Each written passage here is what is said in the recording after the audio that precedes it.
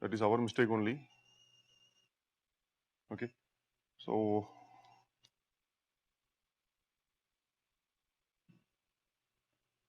shall we start?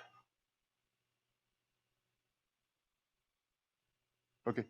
See, in the first session, we discussed what are uh,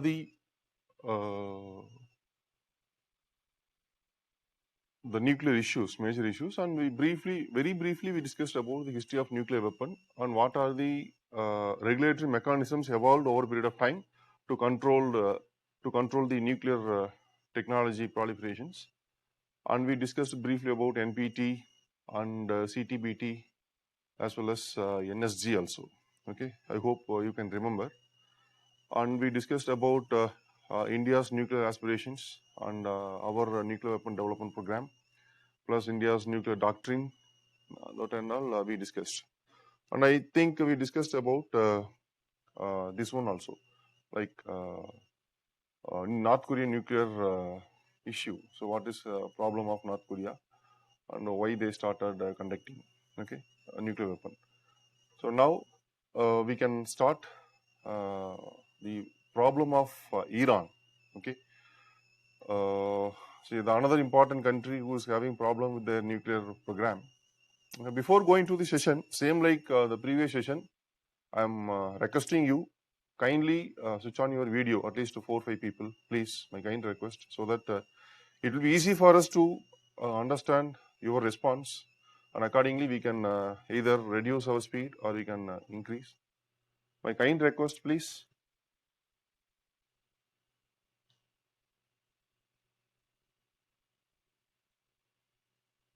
At least 5.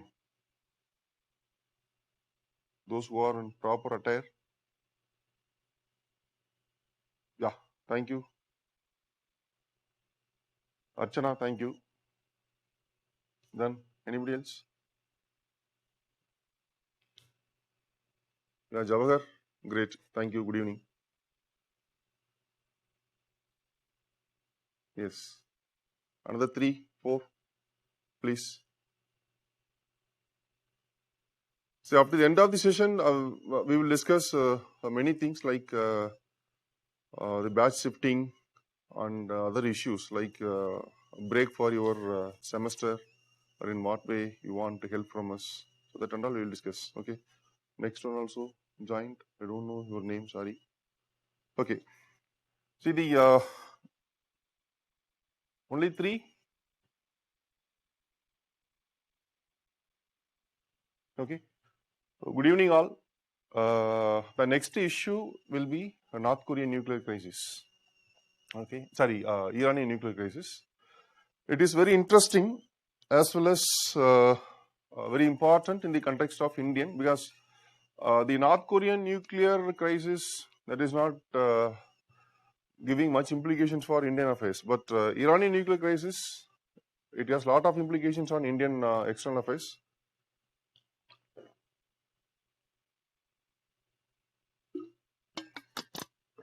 Thank you, Maheshwar. Thank you.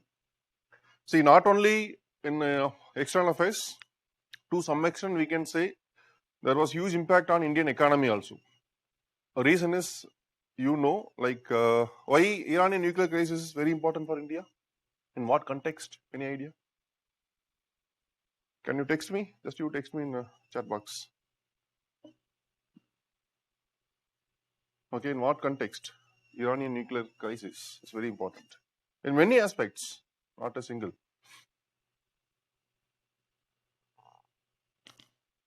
Iranian nuclear crisis very, very important. And it almost from 2005 to 2018, even in 19 also, it was in news continuously. Iranian nuclear crisis. We were expecting questions from Iranian nuclear crisis. Okay, so why it was in news? I couldn't find any message in chat box. Okay, see, before going to this issue, the first thing is, in the security perspective, Iranian nuclear crisis is very, very important for India, because the security of Iran is much, much important for stability and security of Afghanistan. Because if we have stable and most secured government in Afghanistan, then yeah, exactly. Yes, exactly. So Iran, India's oil import, India's dependence on Iran oil reserve. Yes, exactly. Chabahar port. True. So if we have a stable government in Afghanistan, then we can control Pakistan to some extent, because this side India, that side Pakistan, in between, sorry, that side Afghanistan, in between Pakistan. So we will have strong control over Pakistan. Otherwise, if Afghanistan is ruled by Taliban, they will be having front relation with Pakistan. So it will be a problem for India. Okay, so there are some strategic concerns, and apart from that, there are some economic perspectives also, like oil and Chabahar port and other issues. Okay, see, how do you know whether Iran is having nuclear weapon? Any idea? Do they have nuclear weapon? No, exactly. Yes. So Iranian is not disbanded. Okay. Uh, Good evening, sir. How many classes of international organizations were over, and kindly send those dates? Only one. It was scheduled on Thursday, I think. Sorry, Tuesday. Okay. See, this one, the Iranian nuclear crisis, if you want to understand this crisis perfectly, you should travel from 1953. Okay, see, after Second World War, even before that, Iran was very close ally of United States, because United States was dependent on the oil resources of the entire Arab region. So United States, they try to maintain very cordial relations with almost all Arab countries to some extent, except very few. So 1953, see, you won't believe actually what happened till 1970s, exactly till 1979. Iranian society was the same like United States society. Even though they followed Islam as their religion, but the society was most liberalized society in the world. Among all Islamic countries, Iranian society was most liberalized. Their culture, their society was more liberalized. Okay, so because they had very cordial relation with the United States, so that reflected in their society itself.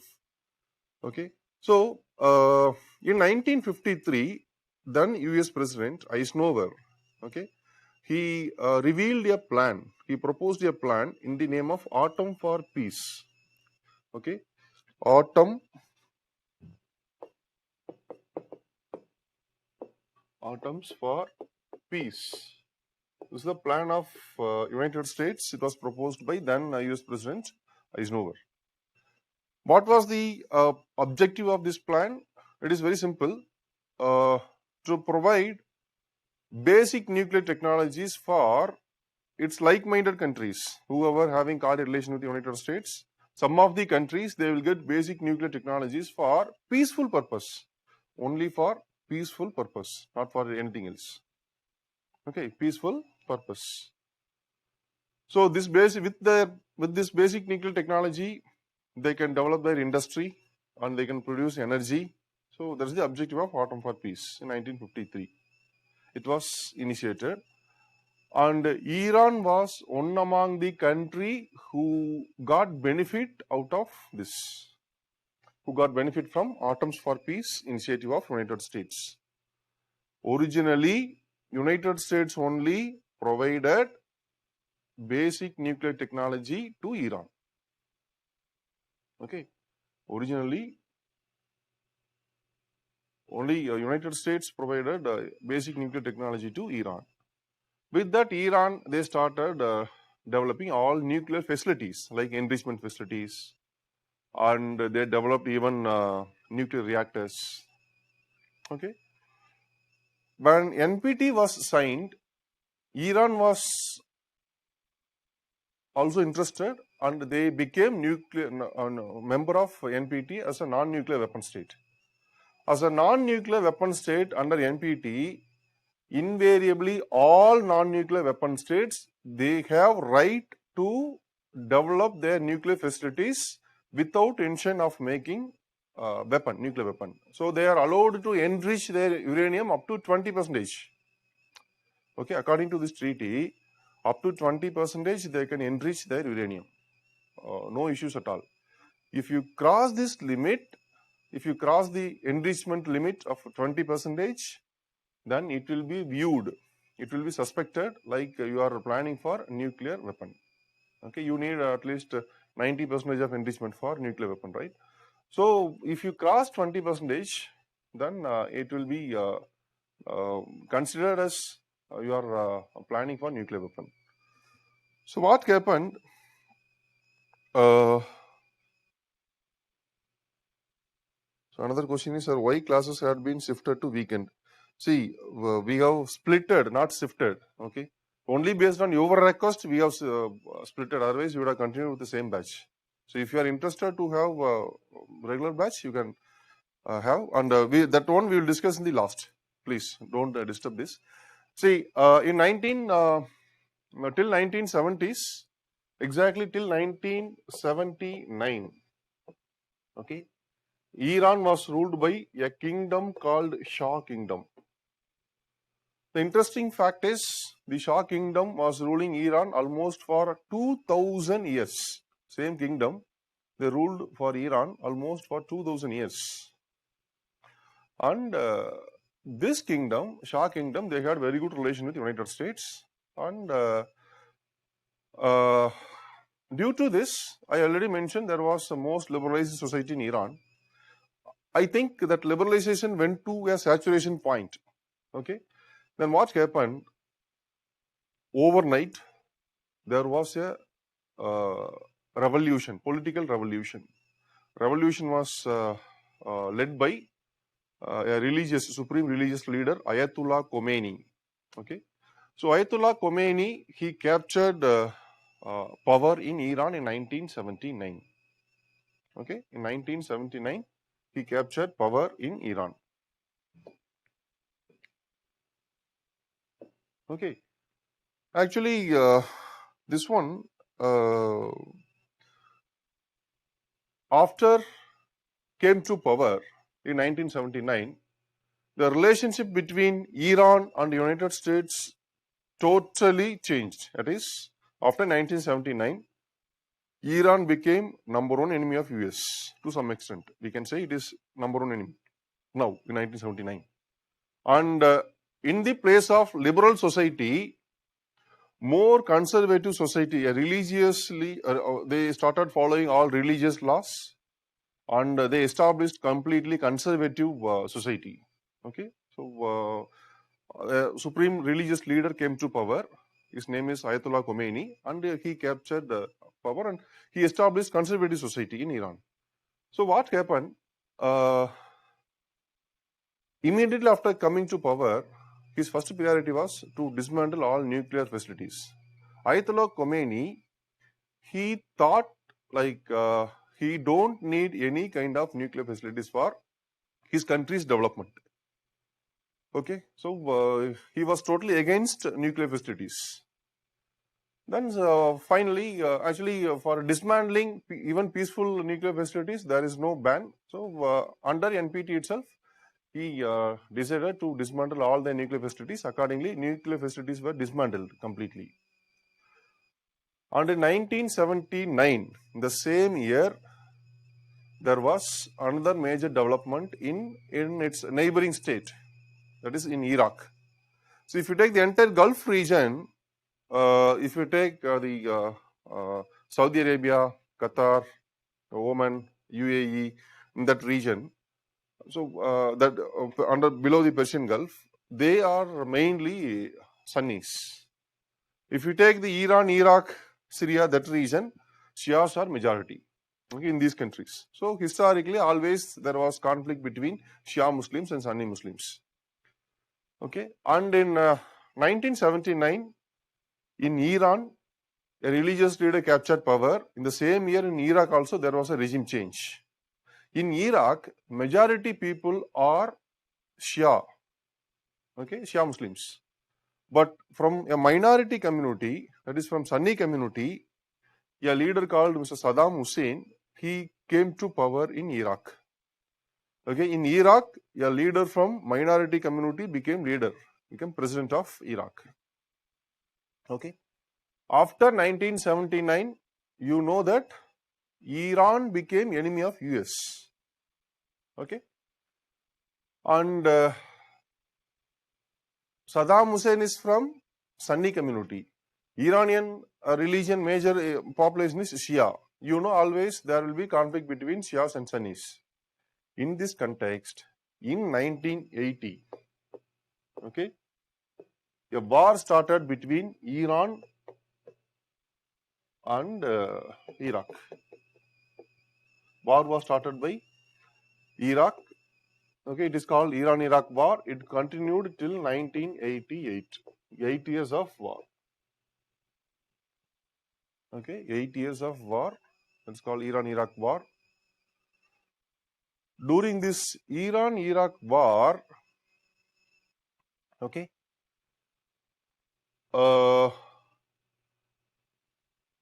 this Iraq was completely supported by whom? United States.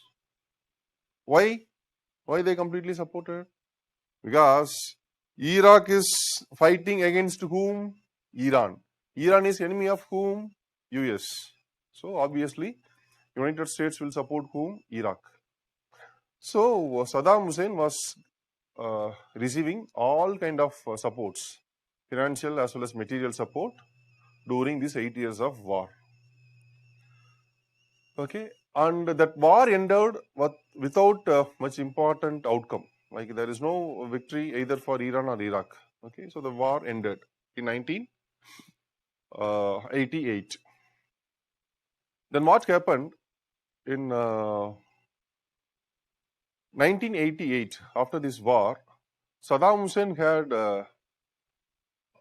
strong belief that whatever he is initiating, he will be supported by United States.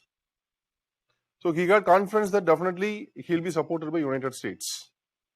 So that's the reason he invaded Kuwait in 1991. But unfortunately or fortunately, instead of supporting Saddam Hussein, United States supported Kuwait. That led to first Gulf War between Saddam Hussein and United States. From 1991, Saddam Hussein became enemy of US. Because there is no permanent enemy, there is no permanent front for United States. That is their rule, their policy. Okay. Then, sir, which country won the war? Actually, there is no victory either for Iran or this one, Iraq. Okay, after Iran-Iraq war, Iran, they felt they are insecure. So they don't have intention of making nuclear weapon immediately, but they want to resume a nuclear program, at least for peaceful purpose.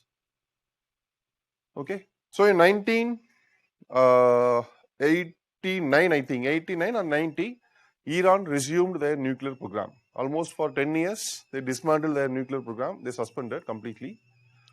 And late 1980s or early 1990s, they started a nuclear program again. So under NPT, they are allowed to have nuclear program only for peaceful purpose. Only for peaceful purpose. Okay.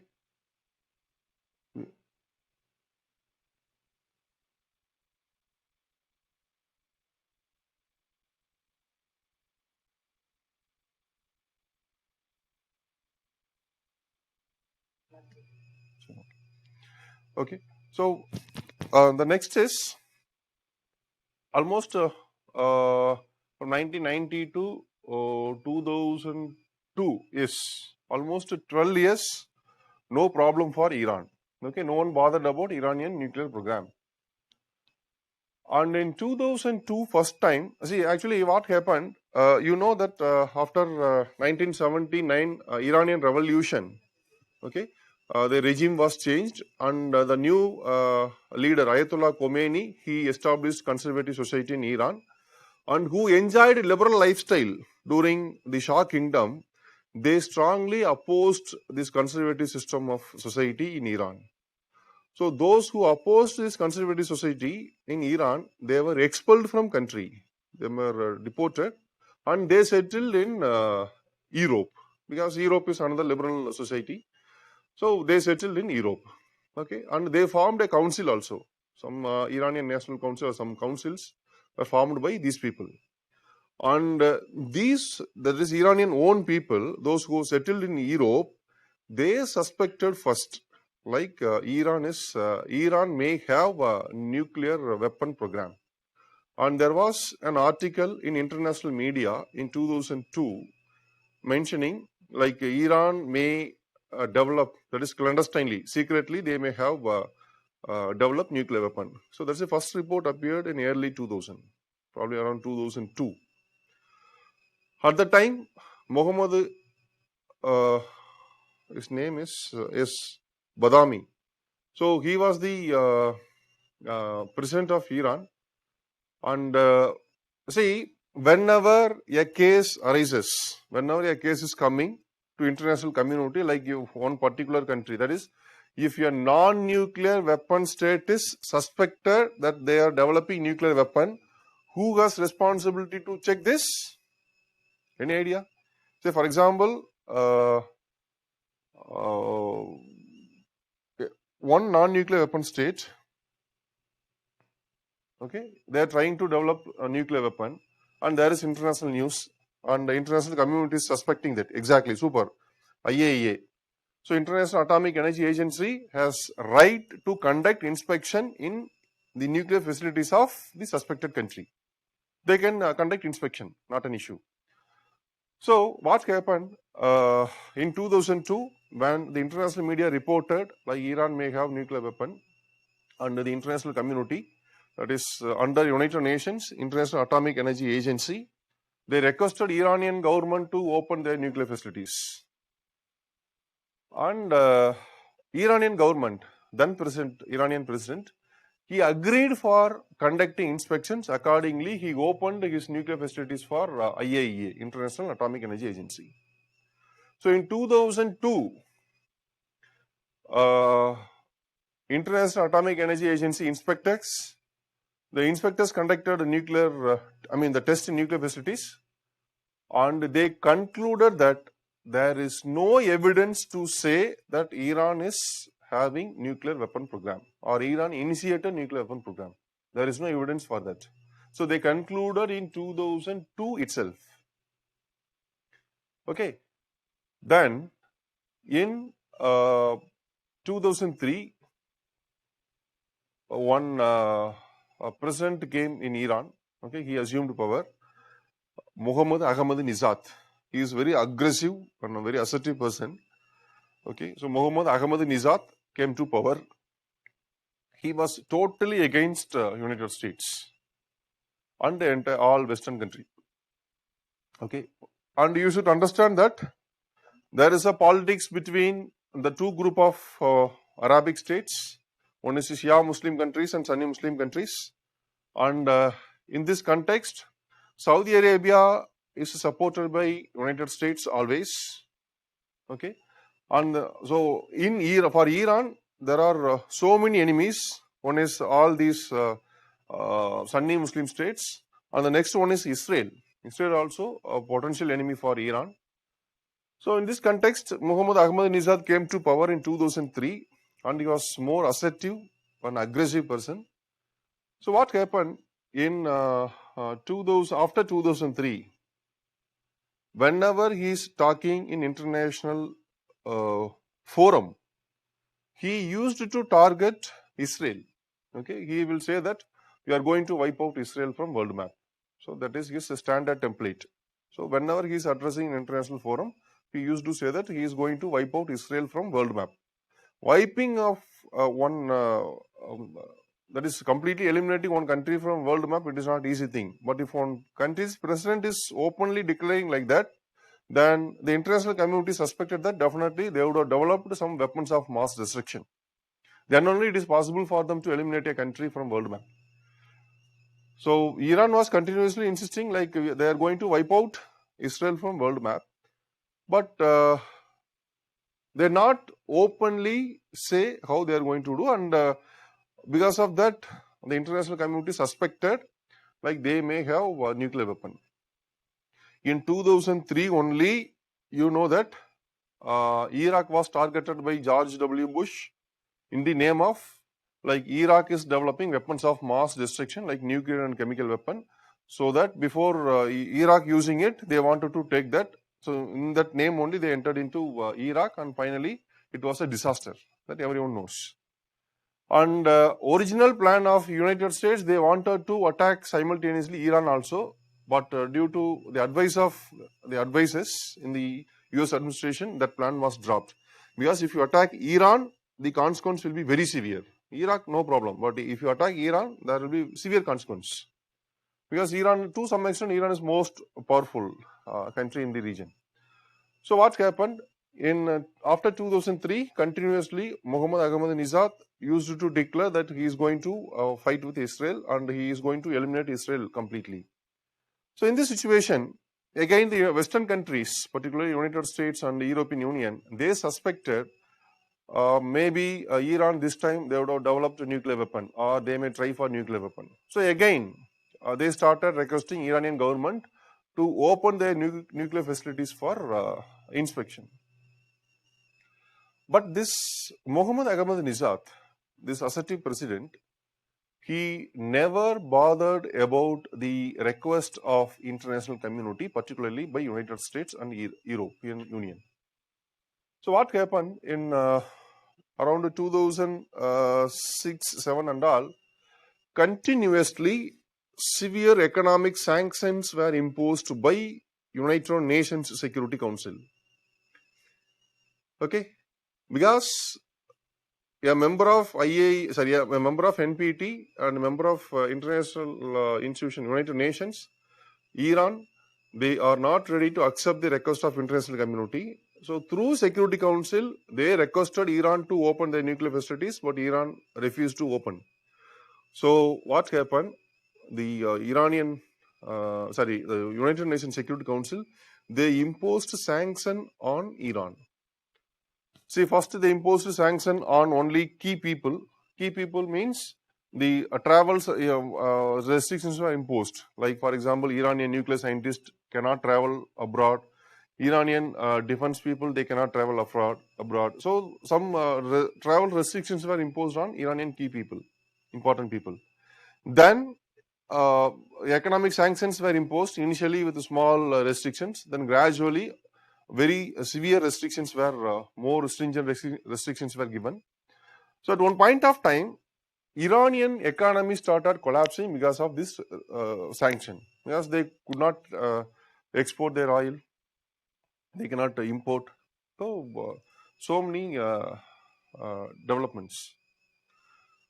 Okay, so but even then Iranian president, he was very particular that he will not accept any conditions of United States. So till 2013, 10 years he was in power, Mohammad Ahmadinejad. Then a moderate leader came to power, that is the present president, Rouhani. So Rouhani came to power, he understood the practical issue, and he was ready to address the issue with Western countries. So accordingly, in 2013, negotiations started between Iran and all P5 countries of Security Council plus Germany. So all these 7 states or 7 members continuously negotiated, and finally they arrived at a solution in 2015 in the name of JCPOA. Very important. Joint Comprehensive Plan of Action. Joint Comprehensive Plan of Action. This agreement was signed in 2015. Joint Comprehensive Plan of Action. See, it was accepted by all stakeholders, that is Iran plus P5 plus Germany. Okay, Joint Comprehensive Plan of Action. Very, very, very important. agreement. Okay. What is the major aspect of this agreement is that is very important. See, if this agreement is properly followed by Iran, okay, see, the Western countries, the P5 and Germany, they carefully negotiated and they ensured that if the JCPOA is properly followed by Iran, at any cost, for any reason, Iran cannot develop nuclear weapon at least for another 15 years. Till 2030, Iran cannot develop nuclear weapon. In such a way, this joint comprehensive plan of action was drafted. It was negotiated, it was concluded. It was signed by Obama of United States. Okay, so Iran cannot make nuclear weapon till 2030. In such a way, this JCPOA was designed and concluded. Because according to this JCPOA,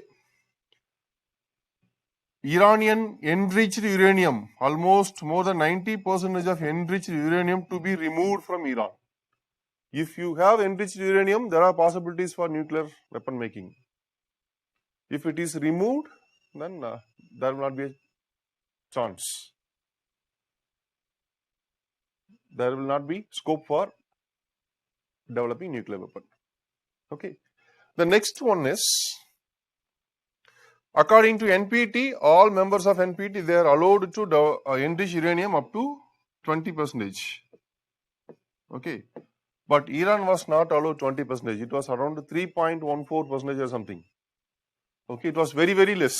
So Iran was forced to reduce their enrichment facility, enrichment capacity. Okay. It was reduced to below 20%. So in that case, if Iran is allowed, then if Iran is following this JCPOA, definitely they cannot develop nuclear weapon for another 15 years. And this JCPOA is not at all talking anything about Iranian missile program. This JCPOA is only about nuclear program of Iran, not anything about missile program.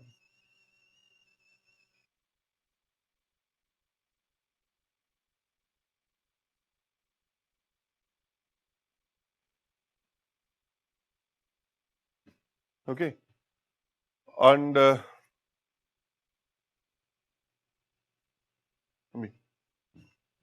phone attend பண்ணிக்கிறியா கிளாஸ்ல கண்ணு சொல்லிடுறேன்.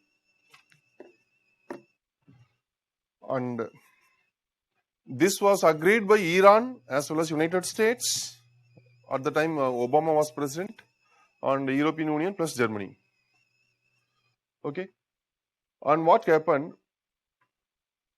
in 17 January, Trump came to power, and after this JCPOA, Iran agreed for following JCPOA strictly. Even till now, they are following this.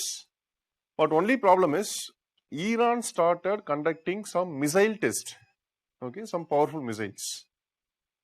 That created anxiety in Israel. So Israel worried about Iranian missile program. So Israel complained US, like Iran is developing some advanced missiles, so it is threatening us.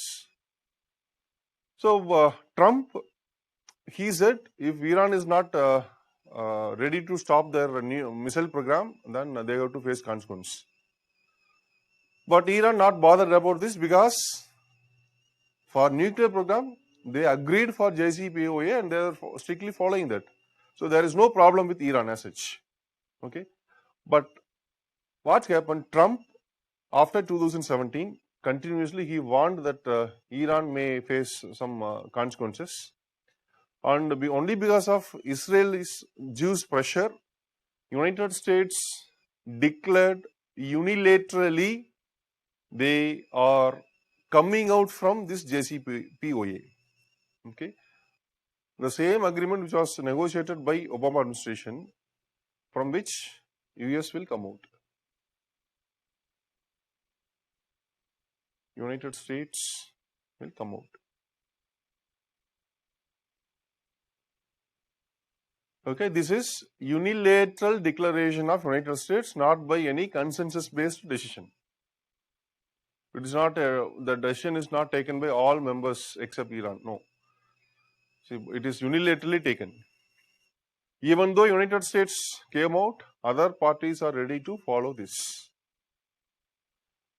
And United States not only came out from this JCPOA, again unilaterally they imposed sanction on Iran. And the United States not only imposed sanction on Iran unilaterally, they pressurized all its allied countries to follow the same sanction, including India.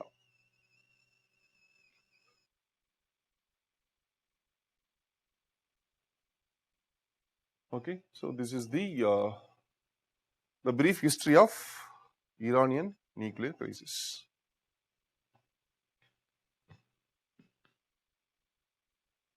Okay, I hope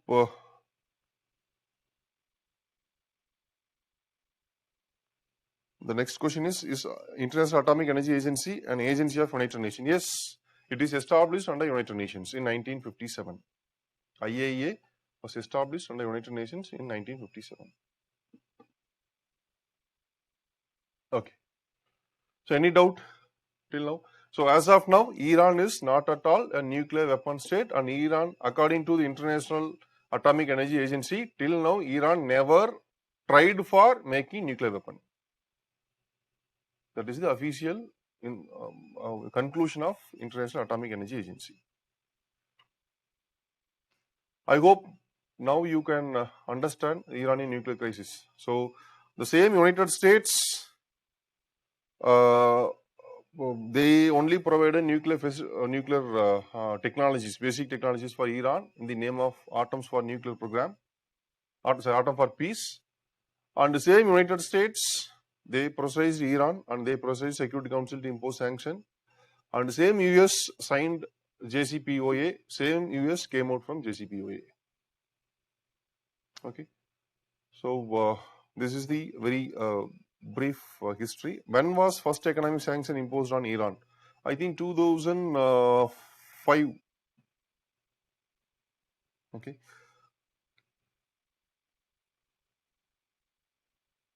Sir, but IAEA conducted inspection only in 2003. So how can we still believe that they don't have nuclear weapons? See, after 2013, they are allowed to conduct nuclear inspection in facilities. Okay.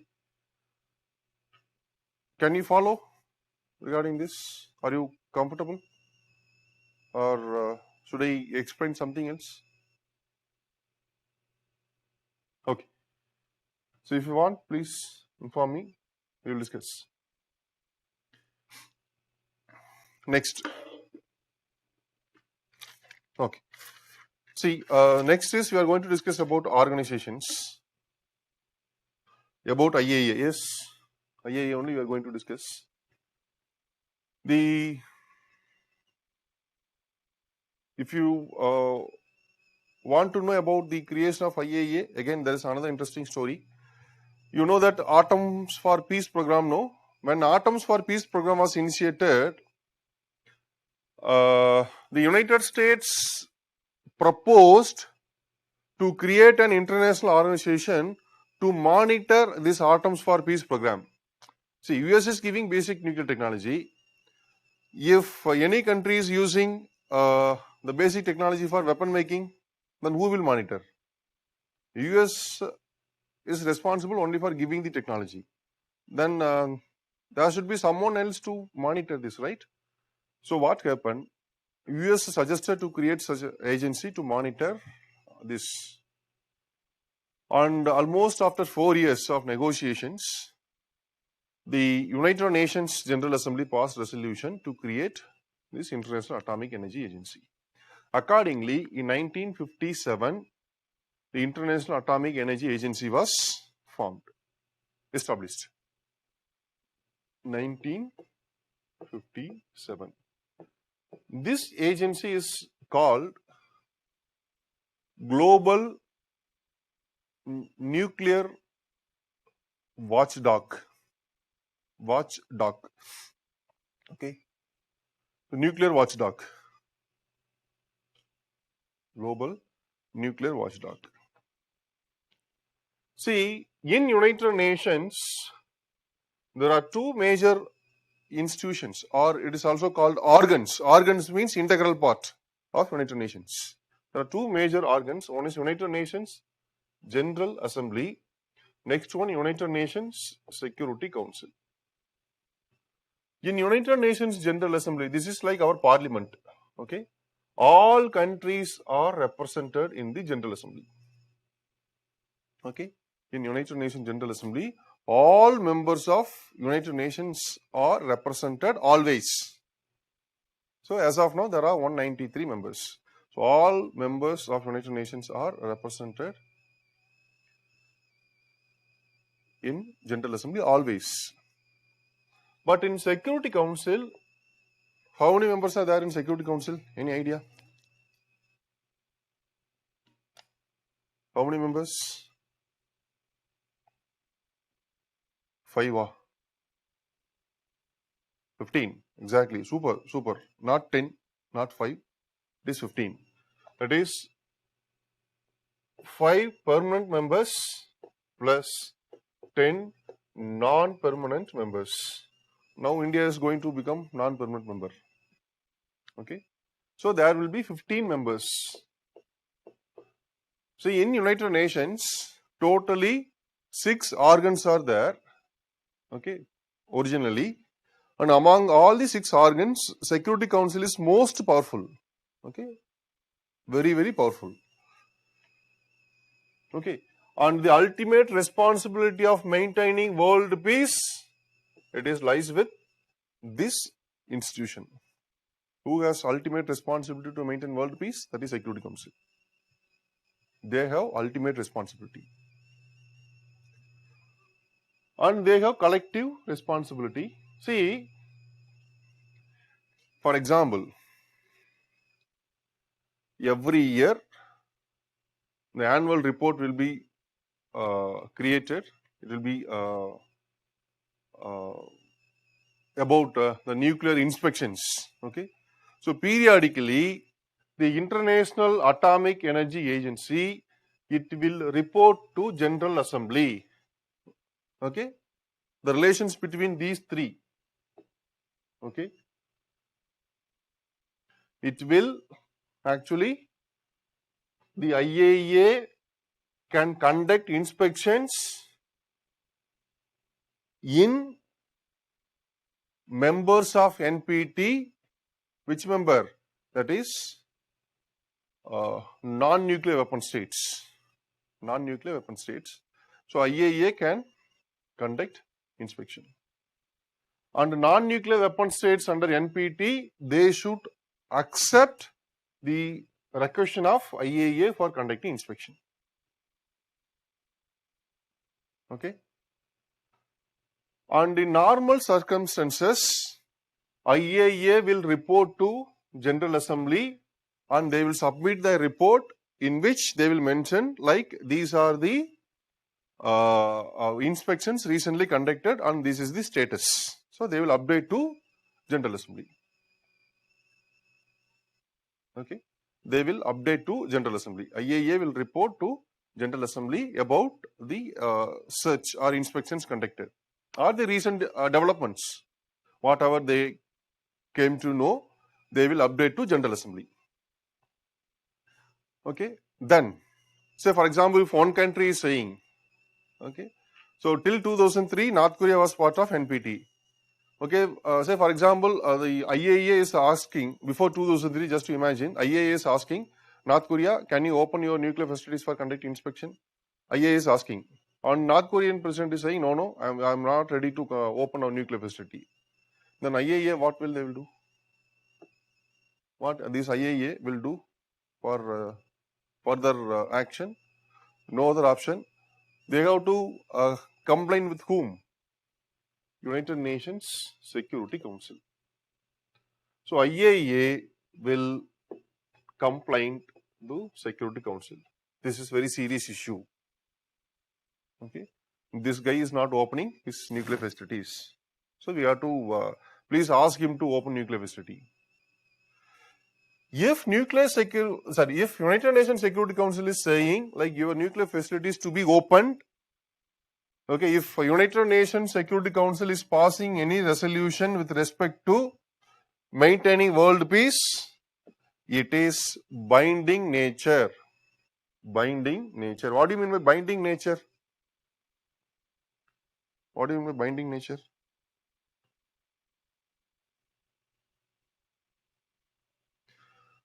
Mandatory, exactly. Have to obey, exactly. Super, super. Should be followed by everyone. Yes, great.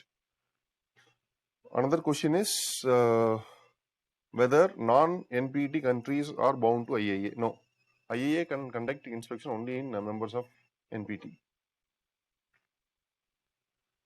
Okay, that is Asiatic cheetah. Asiatic cheetah asked the question whether non-NPT countries are bound to IAEA. Okay, very interesting name. Okay, so where is Asiatic cheetah right now? Which country is having Asiatic cheetah in its wildlife? Wild. This is also a UPSC topic. Last year, there was news about Asiatic cheetah and the cheetah reintroduction program. Not India. Actually, in India, Asiatic cheetah was declared as extinct species in 1950s itself. Officially, it was declared. Asiatic cheetah. Iran is the only country in the world to have Asiatic cheetah in its wildlife. Okay. See, the IAEA will request the Security Council and Security Council will pass resolution regarding that. If Security Council is passing resolution demanding to open the nuclear facilities, compulsorily they have to open. In case if they are refusing to open, then what will happen? Like same like Iran, they are saying like Archana is asking Asiatic cheetah is extinct. Yes, it became extinct. That is in India. Okay. See, the Security Council, if Iran is refusing to accept the demand of Security Council, exactly. Yes, Sivapriya, your answer is correct. That is no other option. Security Council will take any action. It may be starting from sanction. First, they will go for sanction. And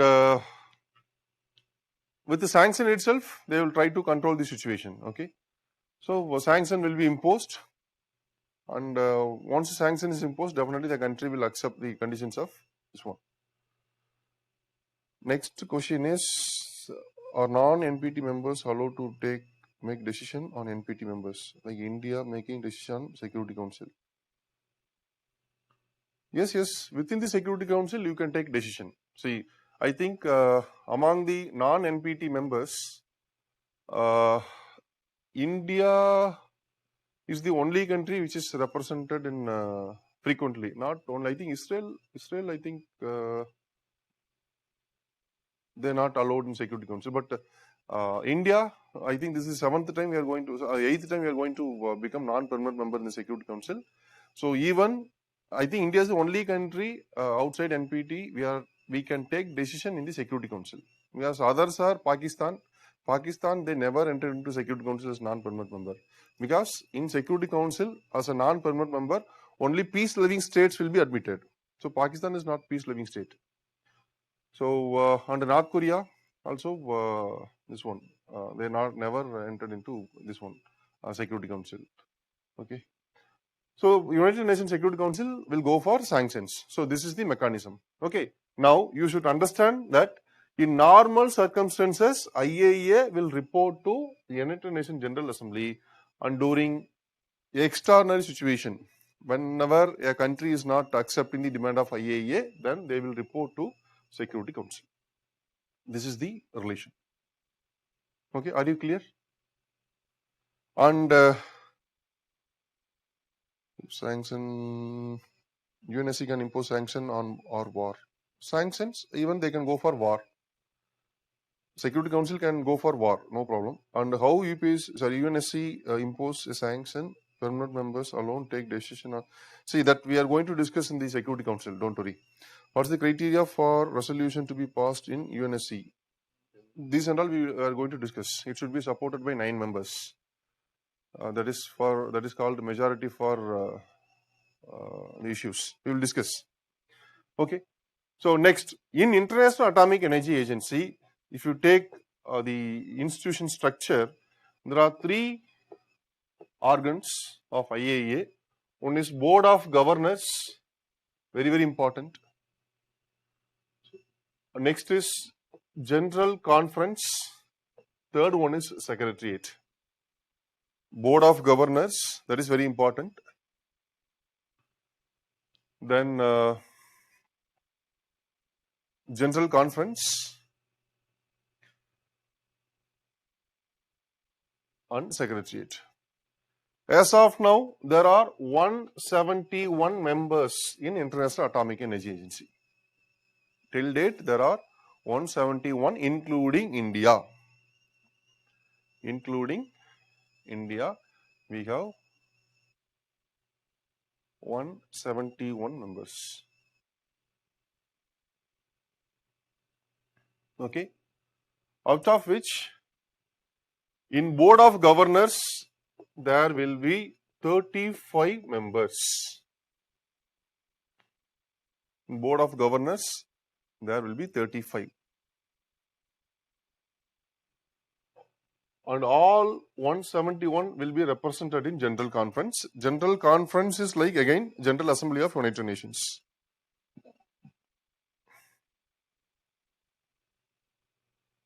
General Conference is like General Assembly of United Nations, where all members of IAEA are represented. Whereas in Board of Governors, the tenure will be 2 years. Okay. And they will be changing.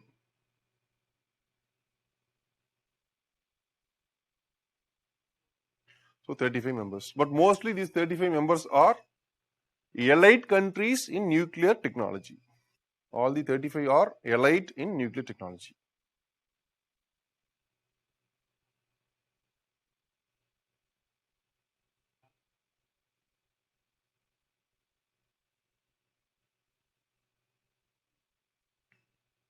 Okay. And the important thing is, there are 2 mechanisms available in International Atomic Energy Agency to check the nuclear weaponization program of member countries. One is called Comprehensive Safeguard Agreement. Comprehensive Safeguard Agreement. This is the first mechanism. Comprehensive Safeguard.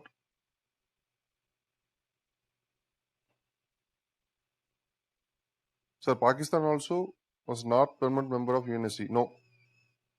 Pakistan never entered into Security Council, and they cannot dream of this. Okay. See, Comprehensive Safeguard Agreement. See, sometimes this terminology alone will be given in UPSC, and they will ask, this Comprehensive Safeguard Agreement is related to what? Like that they will ask. Okay. And next one is Additional Protocol.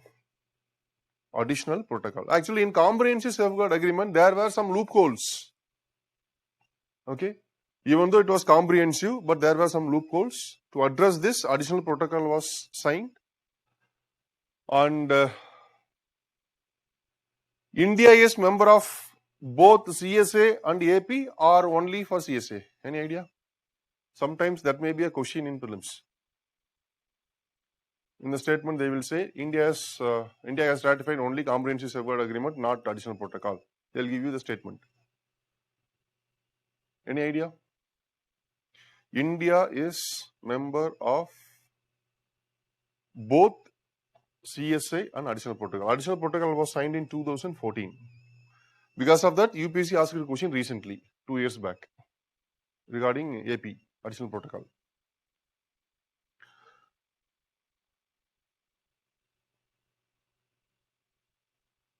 One important thing I forgot to mention about India's nuclear program. See, in 2003, we declared our nuclear policy, no? Okay, in 1974, first nuclear test, the response of international community was establishing NSG, nuclear supply group was established. So the objective of NSG is they should not share advanced nuclear technologies to non-members of NPT. Am I right? Okay. So after that, India struggled a lot even for getting nuclear technology for peaceful. We were not allowed, and India was isolated completely from the nuclear trade and commerce. And in 1996, we tried for second time, but it was failed because of United States intervention. In 1998, we conducted second nuclear test, and in 2003, we came up with nuclear doctrine, in which we had 5 principles or 5 major components of nuclear policy: no first use, and credible minimum deterrence, self moratorium, the nuclear triad, and nuclear program under civilian control.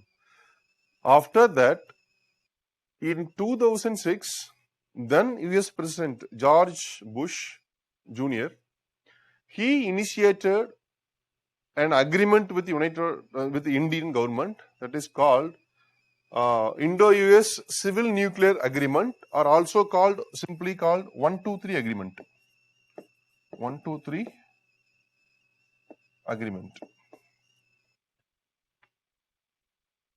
Okay. Indo-US Civil Nuclear Agreement, or simply called 123 Agreement. Very, very important agreement.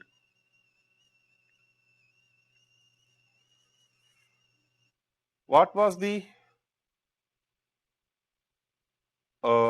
purpose of this agreement? It is very simple. They wanted to end, okay, they wanted to give some relief to India with respect to the isolation in international nuclear trade and commerce.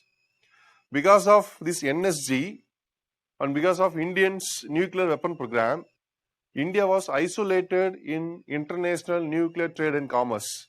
Even for peaceful purpose, we cannot get any nuclear weapon technology. Okay, because the international community suspected, like, if you give any advanced nuclear technology, India may use it for weapon program. So they had that kind of suspicion. So they denied to provide both material, technology, and fuel, all. So India was isolated. Okay, India was completely isolated. So George W. Bush, because they had interest in this business, United States had business interest with India's nuclear program. When we signed this program, already we had 3 stages of civil nuclear program that you will have detailed discussion in your science and technology class. Okay, I don't want to enter in that part. See, in 2006, this agreement was initiated because India was considered by United States like India is the only country can be categorized as world's most responsible nuclear weapon state. India is completely eligible to get the tag. India is deserve for this. India is world's most responsible nuclear weapon state. You can use this terminology in your main examination. Most responsible nuclear weapon state. Why India is called as most responsible nuclear weapon state? Any idea why it is called so?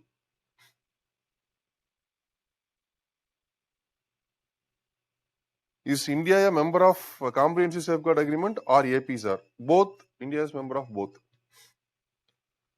India is considered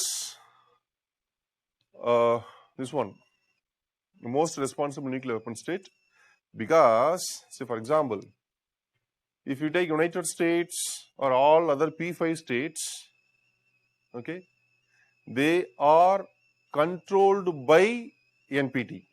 Okay, they should not provide nuclear weapon technology to non-nuclear weapon state.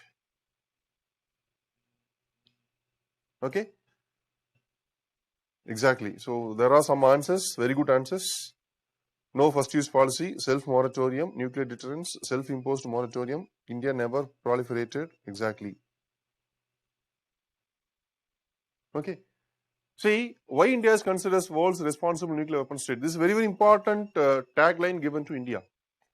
See, if you take all P5 states, even though they are nuclear weapon states, they are controlled by NPT. They should not proliferate nuclear technology to non-nuclear weapon state.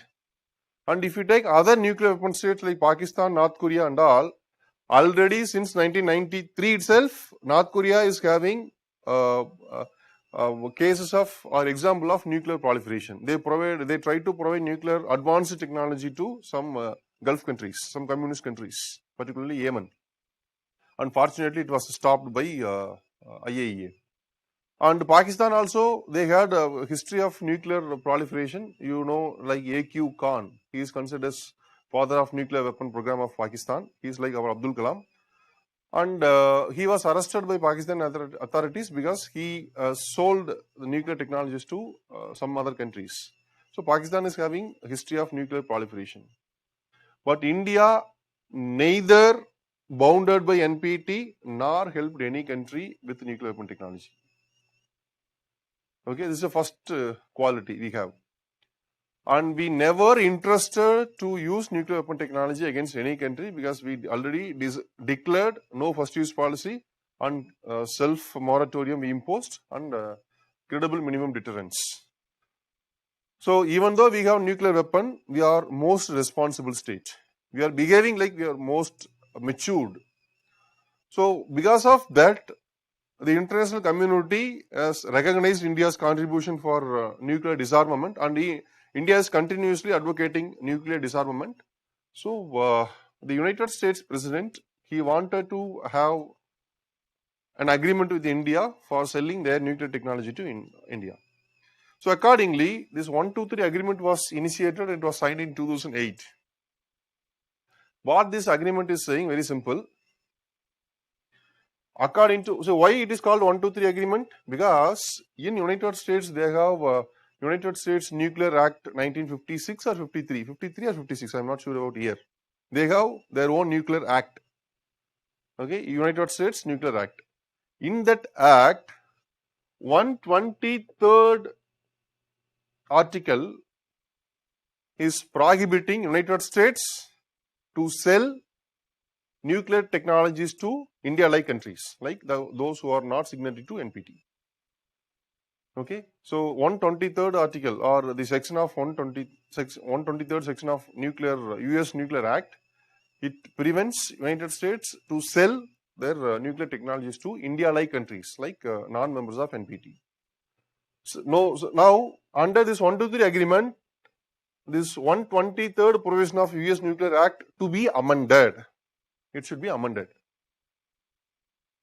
Now I think you got the reason for the name.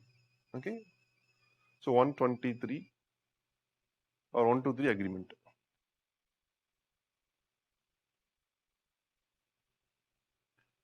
Okay, so according to this agreement, actually India agreed for the conditions. According to this agreement, Indians' nuclear facilities will be divided into two. One is civilian nuclear facilities, second one military purpose nuclear facilities.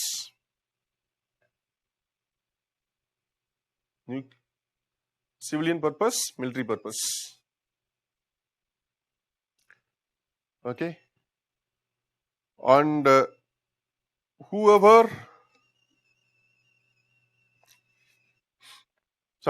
whatever nuclear facilities coming under civilian, okay, it will be brought under whose control? Who is going to conduct inspection? Exactly, superb. International Atomic Energy Agency. So whatever nuclear facilities are coming under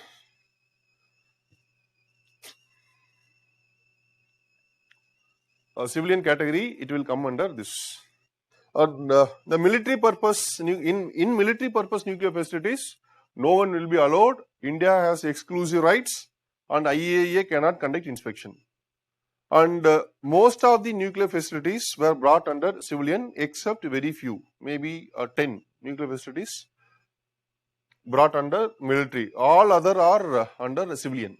Particularly all nuclear reactors came under this one, civilian. So as of now, there are more than 25 nuclear facilities under civilian category in India. So in all the civilian facilities, they can conduct inspection. Okay, so this is the basic idea. And for that, if India is agreeing for that, so what will be the benefit for India? So United States will influence international community to remove all their restrictions to have nuclear trade and commerce with India. Okay. So India will not be considered as a nuclear weapon state outside NPT. Okay. So India will be considered as responsible nuclear weapon state, and they will liberalize or they will remove all the restrictions whatever imposed on India to have nuclear trade and commerce. So accordingly, the international community started engaging with India for civil nuclear agreement. So after 2008 123 agreements finalized, India signed so many civil nuclear agreements with various countries like Canada, Kazakhstan, some African countries to get uranium, okay, Australia. So many countries, Japan and all, we got civil nuclear agreement. Okay, that is the benefit. I forgot to mention about this. Okay. Are you clear with International Atomic Energy Agency? So this is the International Nuclear Watchdog. And next one is NSG, Nuclear Supplies Group. I hope you know there are 48 members.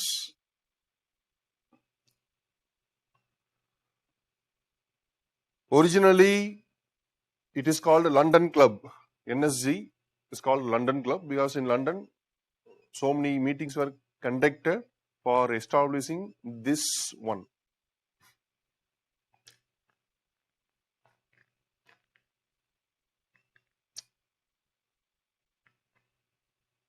Okay, its basic idea is to stop proliferation of advanced nuclear technologies to non-members of NPT.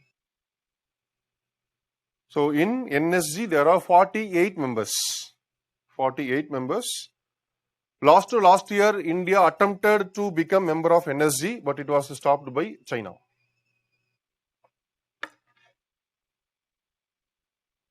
Okay, and China requested India to sign NPT first. Then they asked India to come for NSG, but we refused to sign.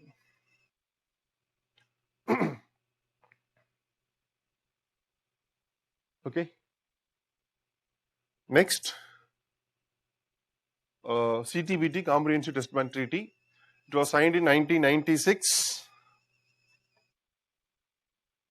It was signed in 1996, and almost it reached universality. That is 182 members have signed that. 182 members for CTBT.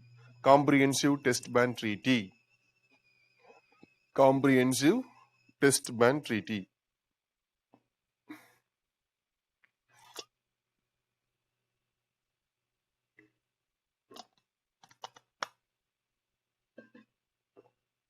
Okay. See, already informed, like if this treaty to be entered into force, all 44 members, okay, so all 44 members should ratify this treaty. According to this treaty, 44 countries are considered as they have advanced nuclear technologies. Advanced nuclear technologies.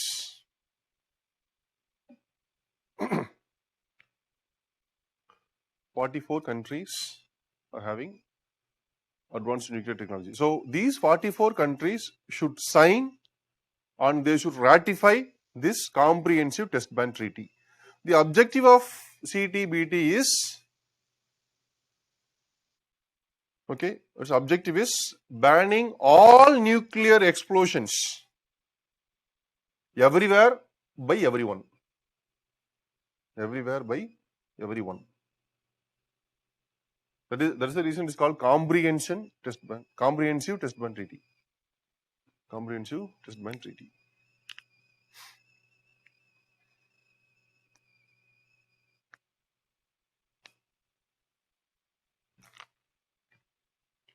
Okay. So this one CTBT out of 44 only 35 have ratified. Already mentioned what do you mean by signing of treaty, what do you mean by ratification. Signing is simply you are accepting. Okay, that is in principle you are accepting, whereas ratification means you started implementing the guidance or guidelines given in the treaty. Okay, so only 35 have ratified. I can't understand 183 have signed but 44 only to ratify it. So, see, very simple. 183 have signed this treaty. Okay, 183 countries across the world, they have signed. Out of 183, 168 have ratified. Okay, 168 countries have ratified. Ratified means they are ready to implement. Okay, once if it is entered into force, they will implement all the guidelines given in the treaty. And among these 183, 44 countries, they are potential countries. Potential countries means they have well advanced nuclear technologies. Okay. Say for example, the name itself says Comprehensive Test Ban Treaty. That is, it wanted to abolish all kind of nuclear explosions everywhere by everyone. Okay. Now, these 44 countries are potential countries. They may develop nuclear weapon in future, or they may have. Out of 44, at present there are 9 members with nuclear weapon. Okay, that is United States, Russia, France, Britain, China, India, Pakistan, North Korea, Israel. There are 9 members. Okay. Now, this treaty is ratified by, say for example, only 42 countries out of these 44. Okay, say for example, out of 183, okay, including this 44, 181 countries have ratified. North Korea and Israel, or North Korea and Pakistan alone, they signed this treaty but not ratified. But India also ratified. Okay. Out of 9 nuclear weapon states, 7 have signed as well as ratified this treaty. 2 countries are exempted. They are exempted in the sense they are not ready to accept this treaty. They are not ratified. Even though it reached almost universality, but if these 2 countries are not included in this, and in future if they are conducting any nuclear weapon test, then there is no meaning for this treaty. Am I correct? It is not comprehensive test ban. Comprehensive test ban means it should prohibit comprehensively, totally. So that's the reason these 44 countries, potential nuclear weapon states, they also should ratify this treaty. Ratify, not only signing. They have to ratify, they have to implement.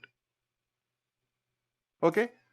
And out of this 44, only 35 have ratified so far. India, Pakistan and North Korea, these 3 are not even signed this treaty, CTBT. Not even signed, because without accepting this NPT, signing CTBT is actually useless. We are saying both NPT and CTBT are discriminative nature. India is saying CTBT and NPT are discriminative nature. So India, Pakistan and North Korea, they are not signed this treaty. And 9 countries, they have not ratified.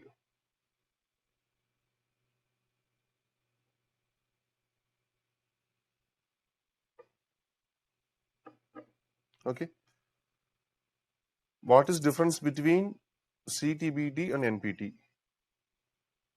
See, NPT was signed in 1968 and entered into force in 1970. Its objective was nuclear non-proliferation. That is, nuclear weapon technology should not be given to non-nuclear weapon state. It was one of the objective.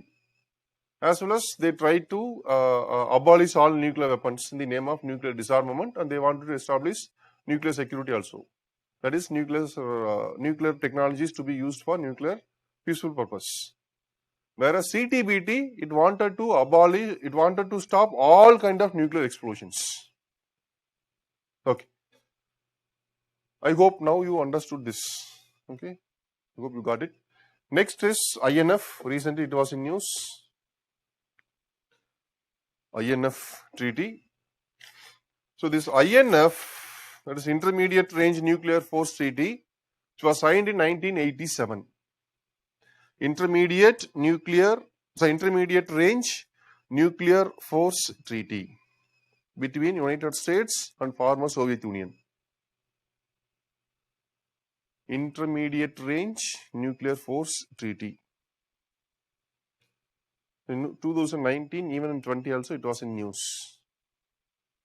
Intermediate Range Nuclear Force Treaty. It was signed in 1987. The purpose of this treaty is it will prevent to develop, produce, possess and deploy. It will prevent to develop, produce, possess and deploy any ground-based ballistic and cruise missiles. Any ground-based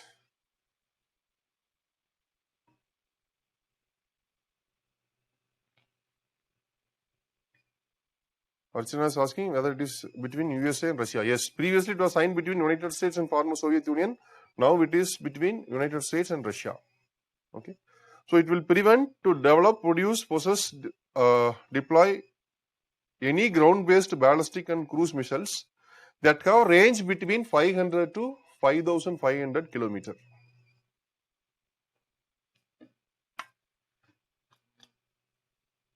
Arvind.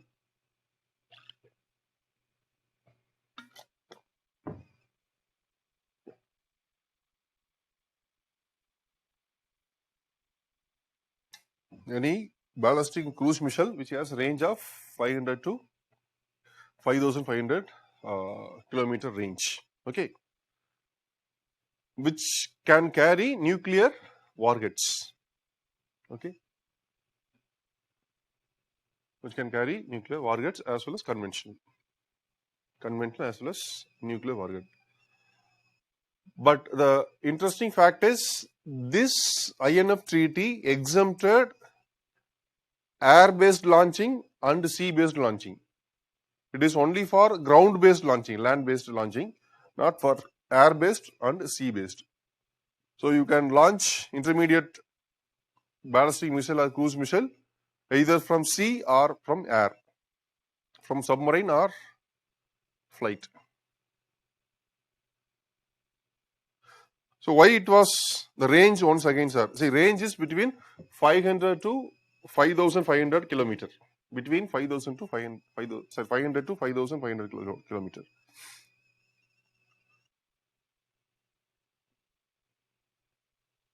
So what is ballistic missile? Ballistic missile means it will, after launching, it will go outside our atmosphere and it will re-enter into atmosphere and it will attack the target. Okay, so you will have detailed discussion between what is difference between cruise missile and ballistic missile in your science and technology class. Okay, next is Outer Space Treaty. Outer Space Treaty. Outer Space Treaty was signed in 1967. As of now, there are 110 members, including India.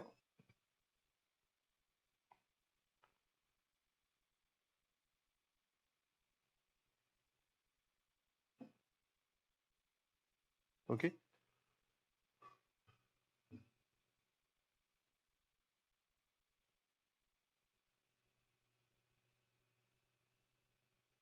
Yes, actually, Archana, you asked a question about the treaties for any ground-based ballistic and cruise missile. Sea-based missiles is cruise. Yes, sea-based is mostly cruise only. And again, I'm saying it is exempted for sea-based launch as well as air-based launch. Okay, this INF treaty only for land-based launch. It targets only land-based. Okay, intermediate range nuclear missiles.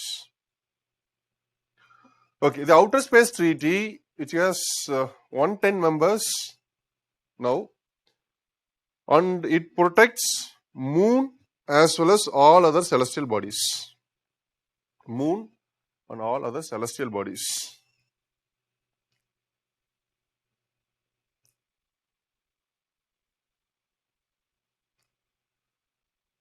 See, Moon and other celestial bodies should not be used for testing nuclear and other weapons of mass destruction. That is the objective of this treaty. Okay, according to Outer Space Treaty, Moon as well as other celestial bodies should be free from testing of nuclear weapons and other weapons of mass destruction.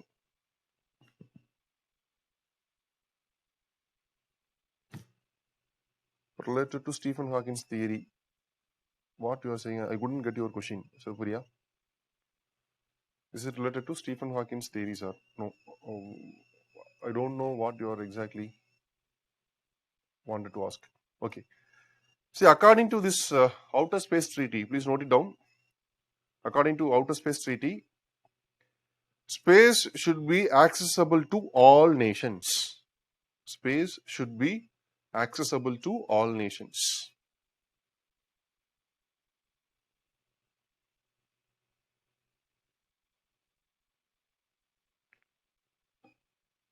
Space should be accessible to all. Second one, very important. Celestial bodies are exempted from national claims of ownership. National claims of ownership.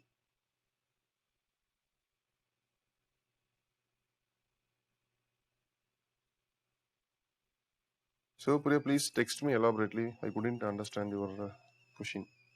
Please type it again. Celestial bodies are exempted from national claims of ownership. Because, say, for example, already US sent a spaceship to Mars and to Moon. We also sent satellites to Moon. Now, these two countries and other countries who are sending their rockets to other celestial bodies, they should not claim their ownership of land, okay, in any celestial body. So, Outer Space Treaty is prohibiting this.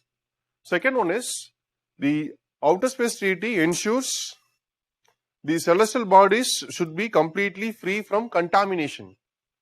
Okay, it should not be polluted. Celestial bodies should not be polluted.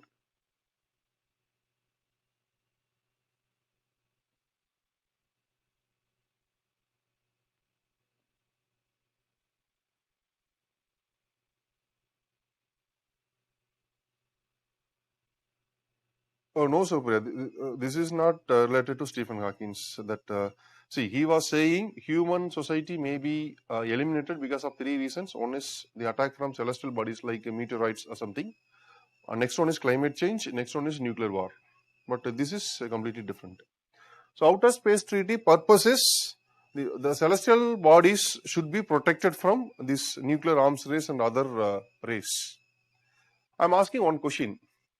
Last year, India demonstrated very important event. India is, I think, fourth country in the world to have this kind of advanced technology. Okay, so that development took place almost 10 years back, but last year only it was demonstrated. The foundation stone was laid almost 10 years back. That is, we tested anti-satellite missile test. So we destroyed our own satellite.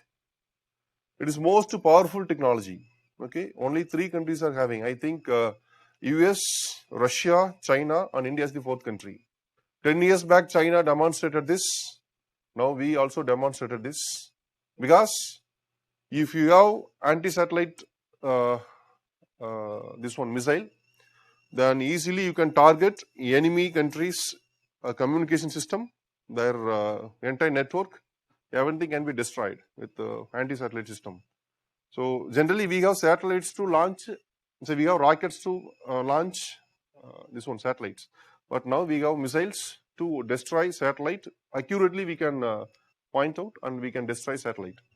Whether this anti-satellite missile will come under this outer space treaty, whether outer space treaty will prevent this, do you have any idea?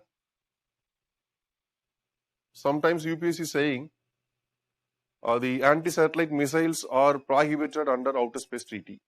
They are giving statement like this. So what is your stand on this? Nova. Why? Can you explain, Magesh? You are saying no.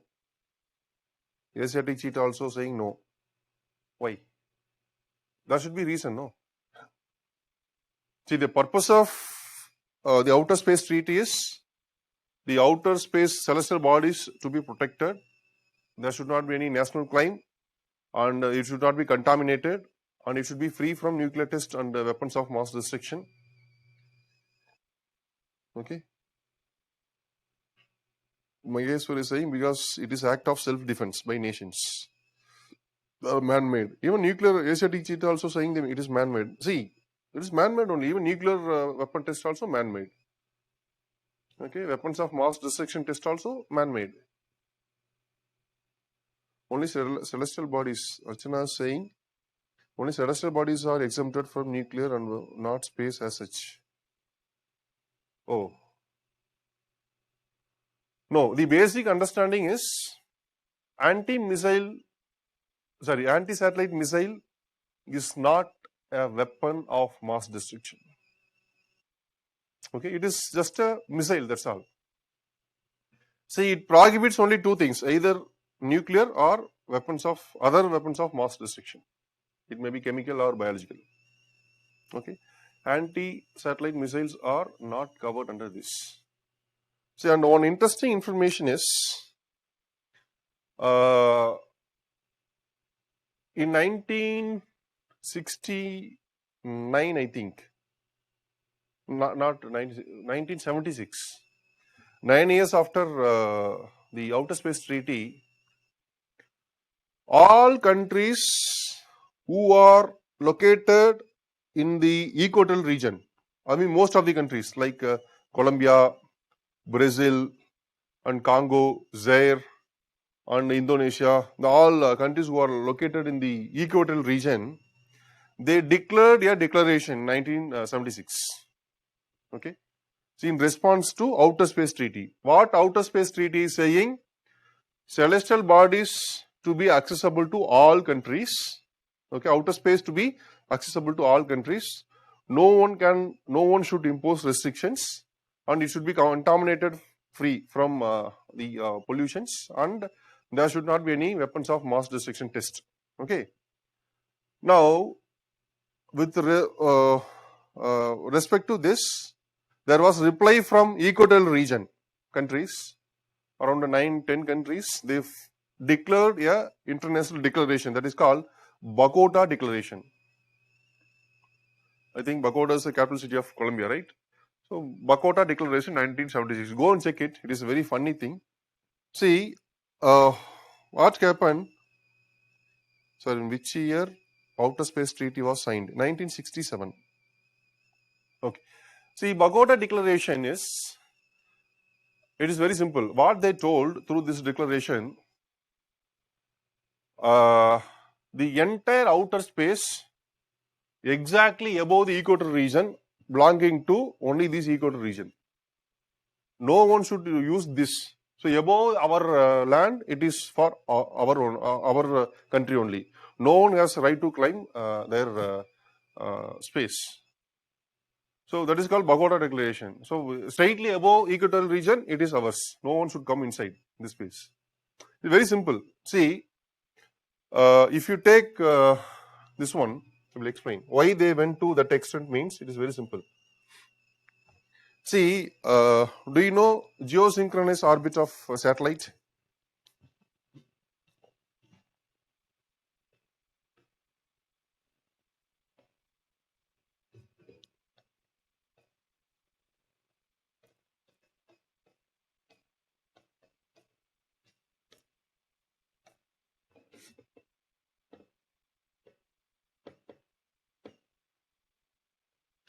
See, almost all communication satellites and most of the weather forecast satellites and all, it will be placed in geosynchronous, geostationary orbit.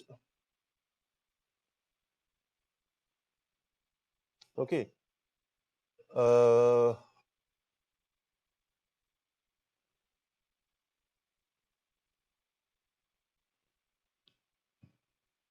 Okay. So it will be above geostationary orbit. It is around above 30,000 kilometer from surface. Okay.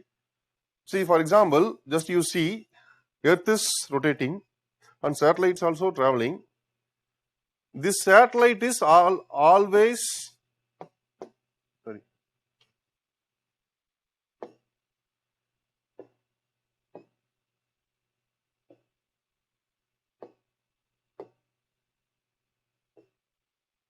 see, this geostationary satellite is always facing the same place. Okay. Always it is facing the same place. So these satellites will be spaced directly above equator. Mostly all these geo-orbit satellites are, geostationary orbit satellites are placed in this one. So these people, that is the Bakota Declaration people, they claim that no one has right to climb this space. Okay, but according to international law, the claim of Bakota Declaration people, it is not valid. It was dismissed. Okay, leave it.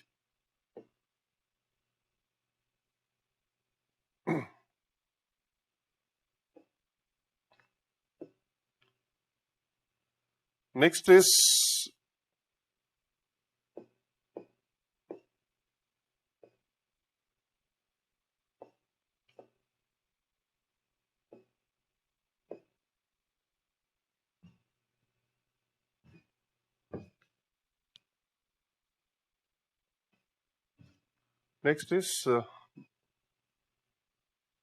missile technology control regime. Missile technology control regime.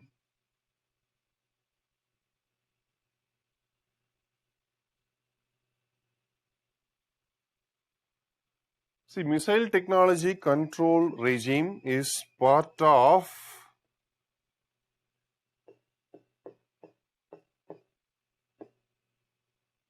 another group of treaties. Another group of treaties that is called multilateral export control regime. Multilateral export control regime.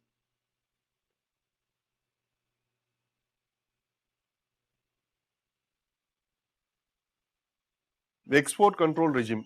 What is export control? Multilateral export. What is multilateral export? See, there are some sensible technologies. Okay, there are very sensitive, not sensible, not very sensitive technologies. These technologies should not be exported without any restriction.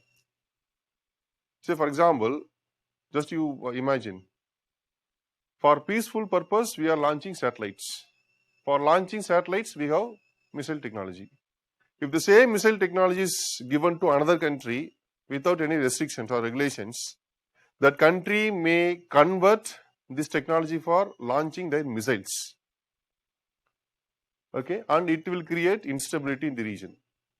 So it may lead to conflict, and it may lead to problem to international security. It may be threat to international security. So to control that kind of exports, they have one international system or arrangement under which there are 4 agreements were signed that we will discuss later. And one of the agreement is missile technology control regime. Missile technology control regime.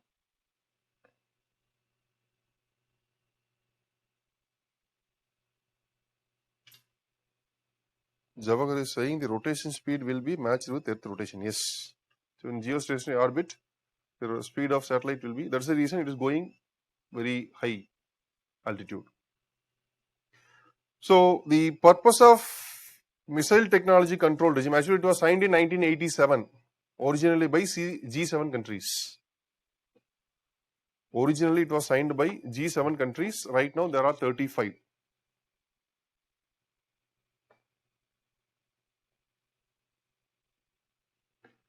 Okay. And the purpose of this treaty is to prevent proliferation of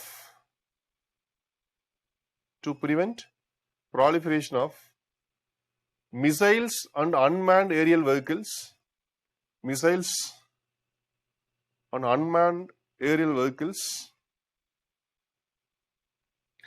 capable of carrying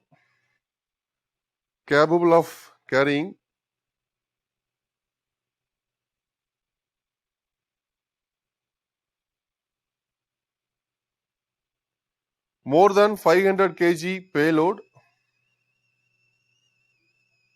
more than 500 kg weight, that is payload, that is warhead, with more than 300 kilometer range. So if any country which is having capacity to create a missile or unmanned aerial vehicle which has capacity to carry more than 500 kilogram of payload and with range of more than 300 kilometer, so those technologies should not be exported. So it will be controlled. Okay, to prevent proliferation of this technology. And this MTCR members, these 35 members, they should not sell this technology to non-members of MTCR. Non-members of MTCR.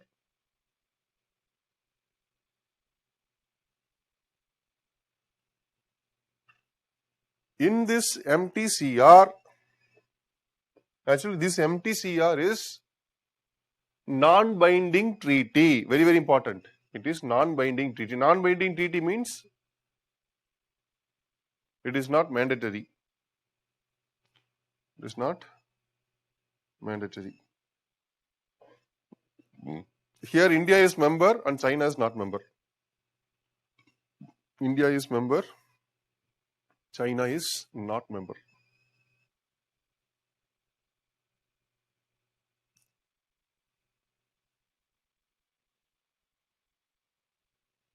Okay. See, I told you about multilateral export control regime. That is, some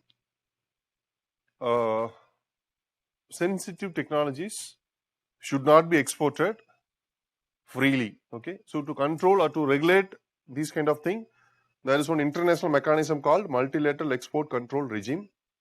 Okay. So what are these sensible technology means? See, there are 4 international arrangements. One is Nuclear Suppliers Group. Nuclear Suppliers Group. That is, the sensitive technology is nuclear technology, weapon technology. Next one, Missile Technology Control Regime, MTCR. That is sensitive technology of missiles.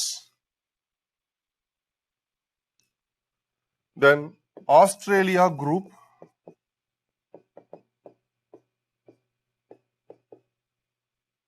Australia Group. Next one.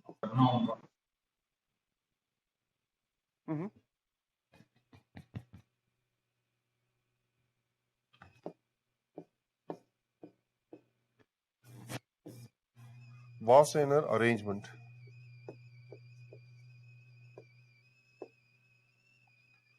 Wassenaar Arrangement.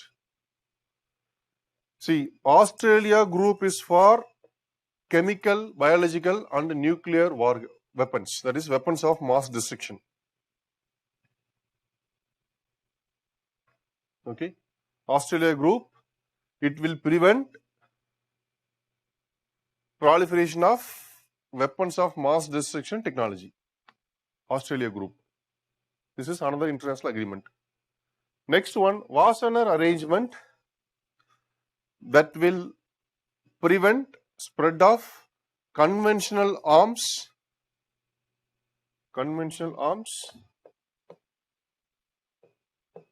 and dual use technologies.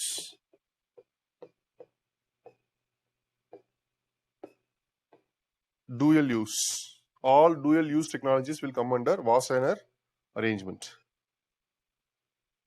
Dual use goods as well as technology. Goods means, for example, uranium. Uranium can be used for peaceful purpose as well as weapon making purpose. Like that. Wassenaar arrangement, that is for both dual goods as well as technology.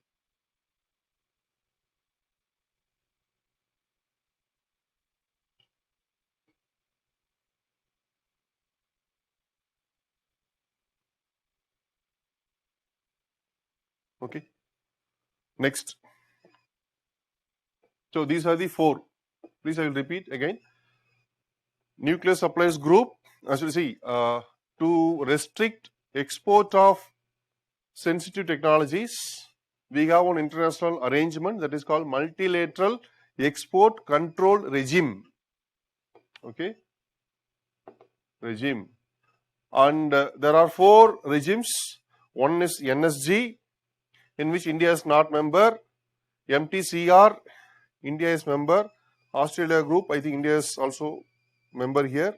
And Wassenaar arrangement. See, Australia group is for weapons of mass destruction.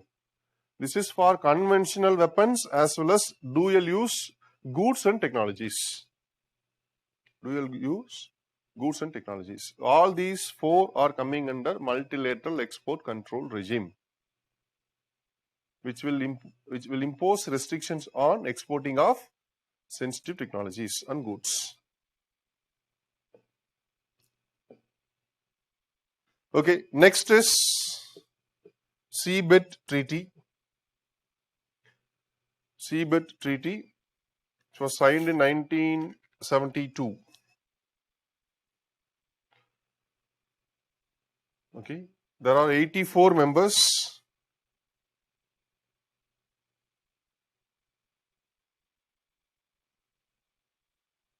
There are 84 members, including India. India is member of Seabed Treaty.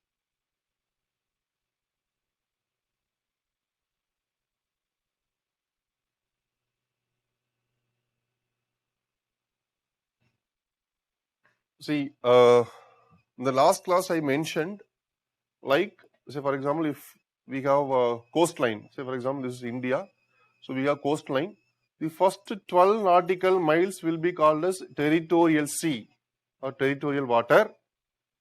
These 12 nautical miles will be considered as integral part of this country. Integral part of this country. Okay. So, this Seabed Treaty is saying that completely beyond this 12 nautical mile, the seabed should be completely demilitarized.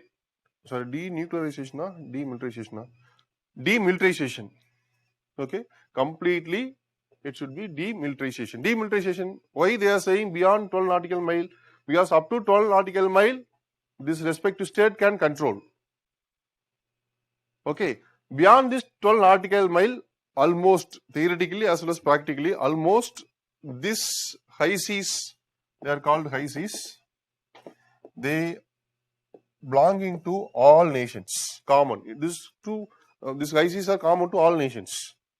Okay, so these high seas to be protected from all kind of military activities. Okay, that is, it should not pollute this. Particularly, we should not conduct any nuclear test under ocean. But we can conduct some military exercise. It will not, this Seabed Treaty will not prevent conducting military exercise. That is different. Just you are doing some exercise, that's all. But you should not do any as such military activities under sea. Okay, so that is called Seabed Treaty. So all these are talking about nuclear weapons. Okay. So any doubt till now?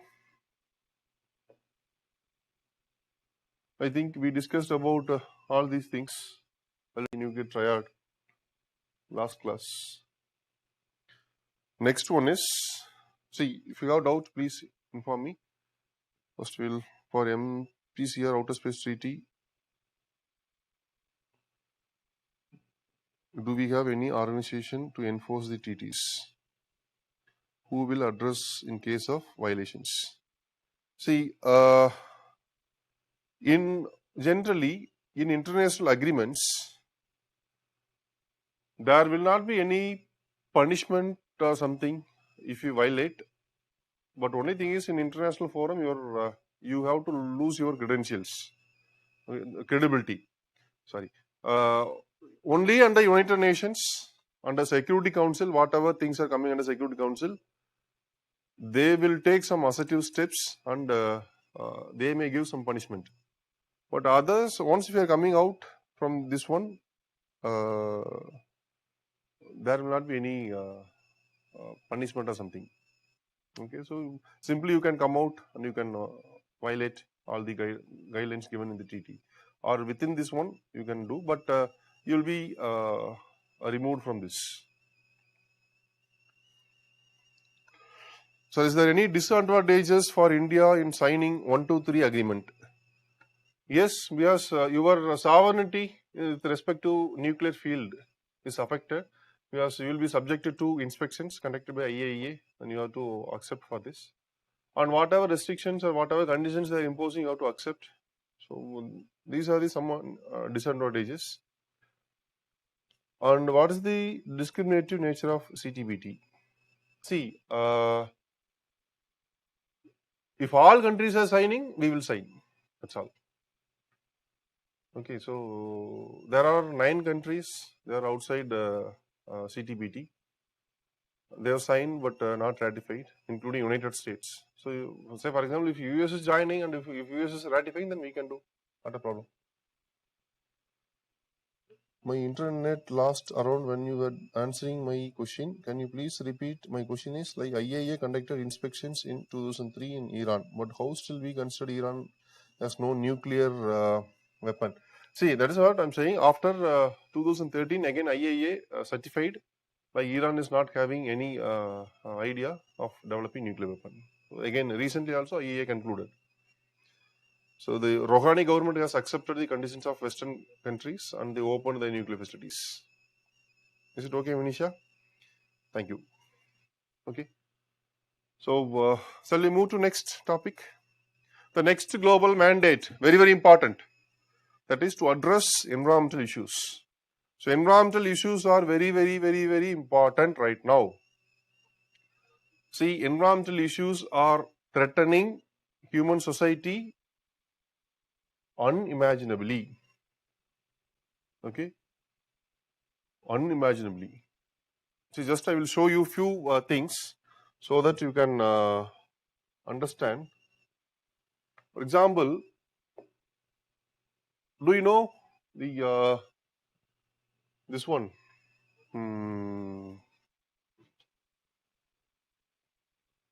Deepest point in the world. Where is it?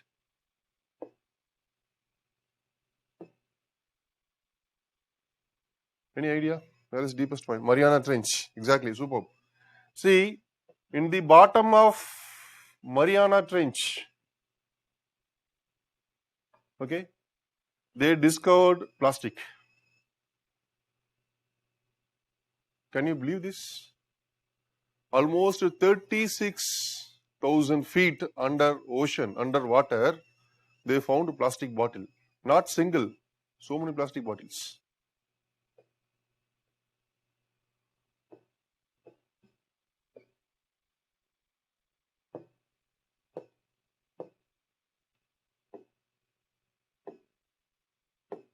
Tambi, volume.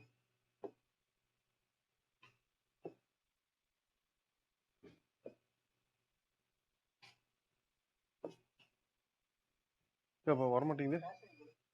எது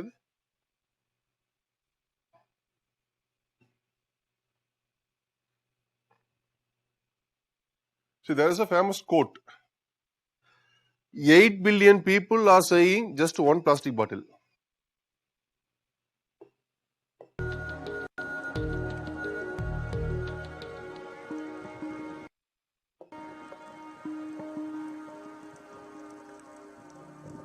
Just imagine 8 billion people are saying just one plastic bottle. And how much plastic bottles? 8 billion, 800 crore.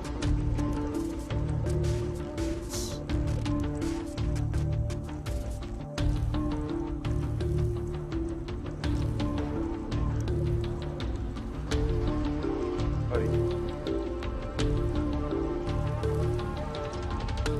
Some texts are given. There are very important informations. How plastics become pollutants. Human had 6.6 billion metric tons of plastics. Just imagine about the quantity, the size. Of the total waste, only 9 only properly recycled. 79 was discarded in landfills or the natural environment. All are single-use disposable plastics. Roughly 12 billion metric tons of plastics end up in landfills in 2020 or natural environment.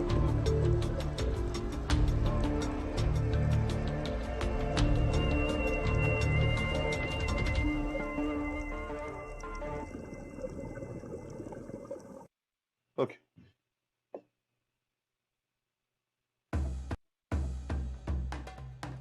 Dinosaurs are awesome. Okay. Next one. We all know it.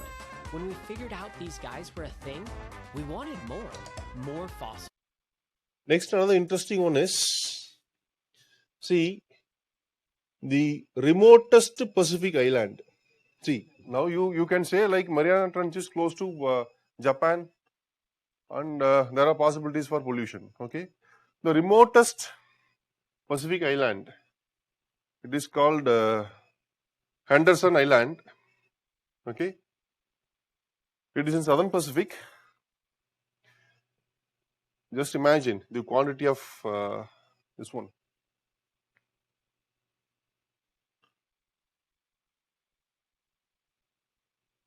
One minute, I will highlight that.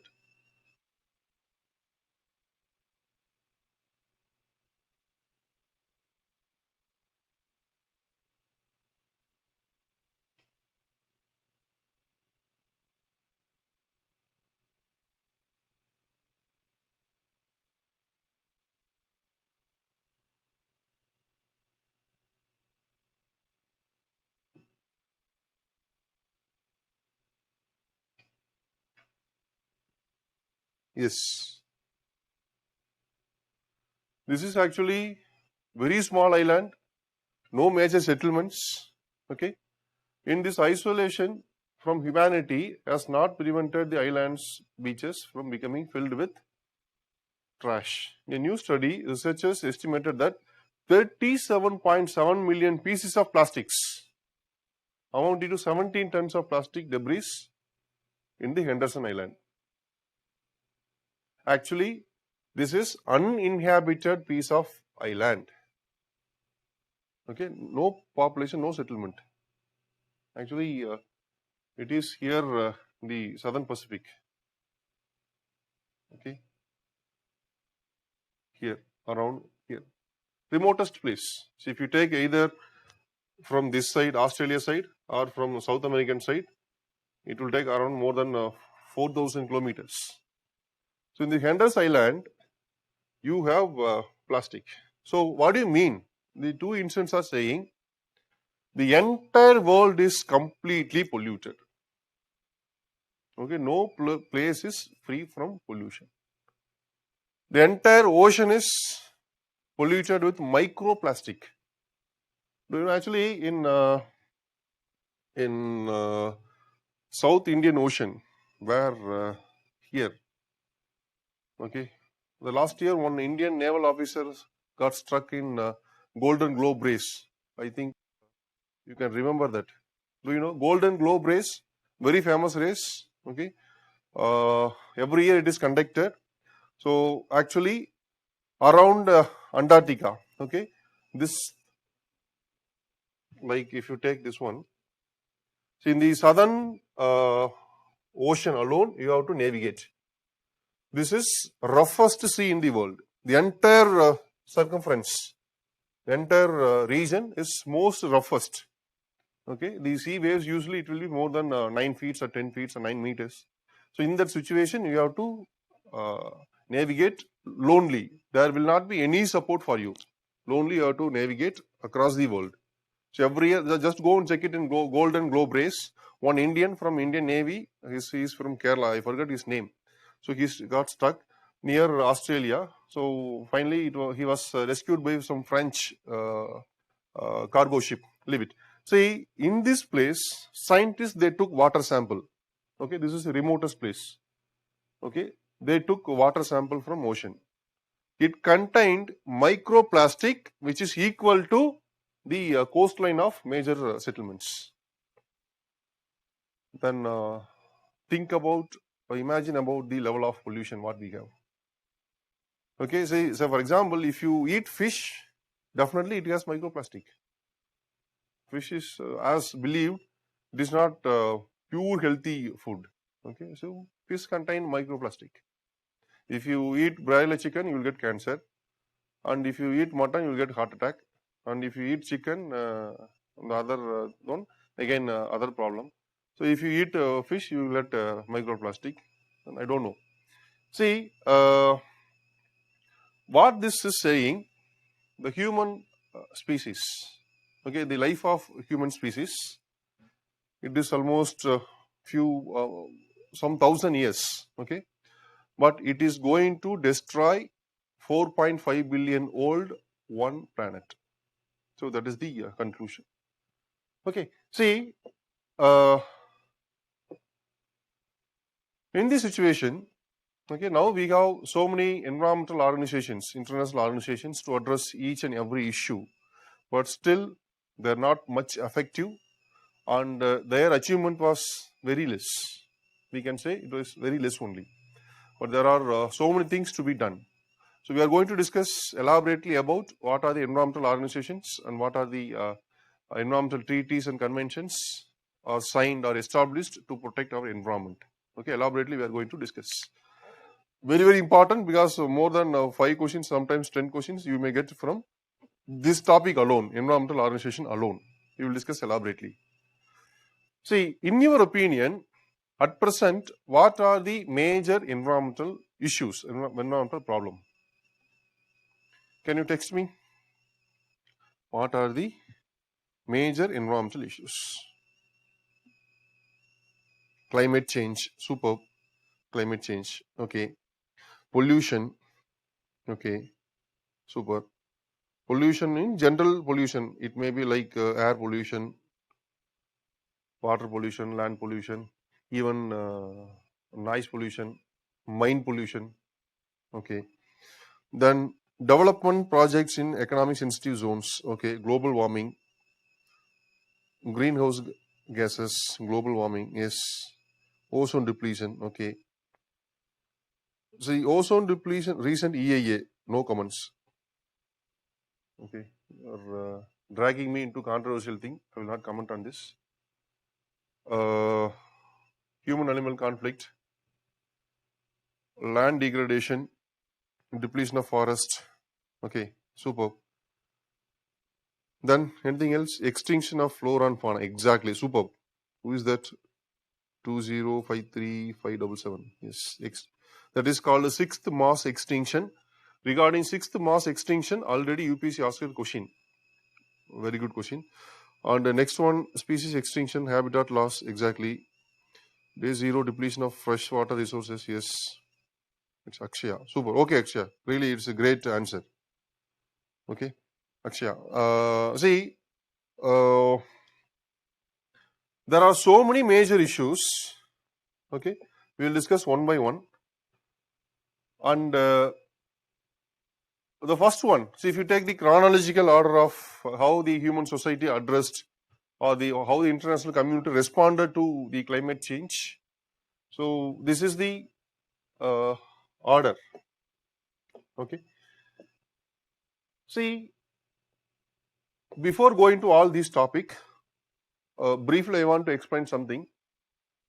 See, if you take the geographical idea of human, okay, how the geographical thoughts, how the idea of geography developed over a period of time means, see, originally human believed like earth was flat, completely flat. Okay, so only after probably around 12th century or 13th century, the international community accepted like earth is spherical one. And till probably there is one scholar called from France, Vidal La Blache. He only advocated a new theory. Okay, so till his tenure, till his period, the entire scientific community, the geographers, all the geographers across the world, they had idea like only environment will determine all the developments, all the affairs of human. Okay, human will be controlled completely by environment. So particularly the Darwin theory also established this fact, this one, origin of this one species. See, the international scientific community strongly believed till the 20th century, okay, the natural environment only will decide everything. Okay, so to prove that, there are so many theories. Say, for example, why the people who are in equator region and all, they will have this kind of eyes. Always they will see in very small opening. Why they have like that means, because country in the equator region there will be a lot of insects, so it will always attack them. So continuously they will keep their eye like this. Because of that, it became their nature. So there are so many things. Okay, and some geographers try to establish some scientific relations between the nature of human and climate. Okay, so they used to say that, like, for example, Europeans are very innovative, but they are very lazy. So that kind of theories where they try to establish. And the tropical people are they are not much innovative, but they are very aggressive. So that kind of some theories were tried, but to some extent they established. But Laplace, he is the first person to change the entire scenario. So what he told, like, no. Actually, the first part was called as environmental determinism. That is, environment will determine everything. And the opposition view was given, that is possibilism. Possibilism means theory of possibilisms. If you take all the theories, they are saying that no, even man can fight against environment. Okay, you no need to always you no need to obey all the environmental thing. You can fight against environment. You can establish. See, there are unlimited possibilities for human to establish his own ideas. So he is the first person to change this.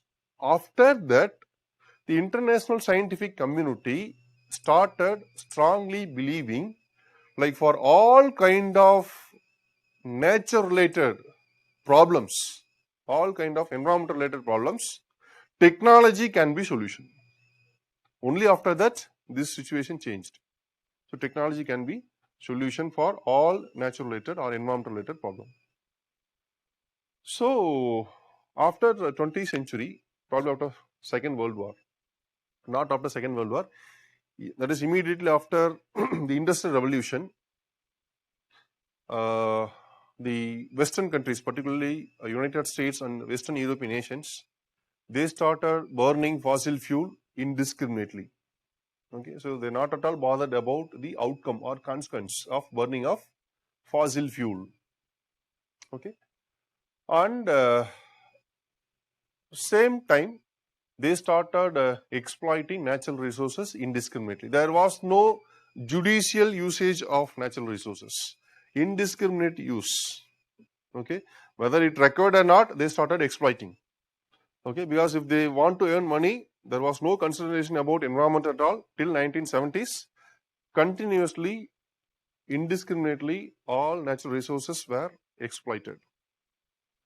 So what happened in till 1970s, no one bothered about environmental consequence. The major development in international forum was actually, this is the brief thing I want to inform you. Over 10,000 years across the world, there was only 1% of human, 99% of world animal. Okay, but the past 200 years, okay, now we have 32% of humans, just 1% of wild animal, almost 98% vanished. The past 3 to 400 years, 98% of wild animals are vanished, eliminated, and 67% of livestock. In the place of wildlife, we have domesticated animals. Okay, see, this is actually a game changer. It is an eye-opening a book. Okay, it is written by Rachel Carson. This is about this book talks about. It was launched in 1967, I think. I'm not sure about year. Late 1960s. Okay, Rachel Carson wrote a book. That book talks about, the name of the book is The Silent Spring. Silent Spring. That book talks about the negative consequences of chemical pesticides and insecticides used in agriculture. Very simple. So this is the first book elaborately documented the negative impact of chemicals on environment. It created a global level wave of it is called first wave of environmentalism. That is, people across the world, they started talking about the negative impact of chemicals on environment, and they wanted to address this issue. It was the major development in 1960s. And same time, I think 1972, okay, in Europe, there is a think tank called Club of Rome. Club of Rome.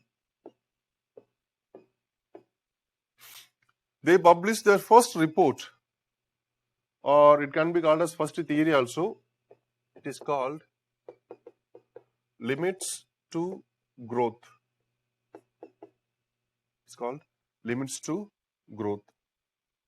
The report is called Limits to Growth 1972.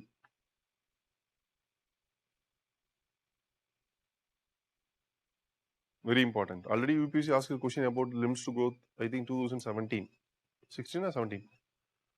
Okay, see, the limits to growth was published in 1972 by Club of Rome. This is an international think tank.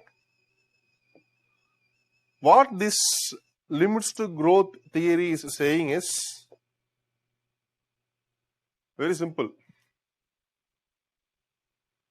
See, if the natural resources are exploited in current pace means speed of 1960s. Okay, during that time it was indiscriminate exploitation. Okay, if we exploit natural resources with current pace, then by 2100 the entire world will collapse due to environmental degradation. This is the core theme of limits to growth theory. If we exploit natural resources with the current pace, then the entire world will collapse due to environmental degradation by 2100. This is the core message. Actually, it's happening now. Whatever mentioned here in limits to growth theory, it is happening. So 2100 is the targeted year. For what? To colonize some celestial body. They wanted to establish at least by 2080. Then only we can survive. Okay. See, otherwise the earth cannot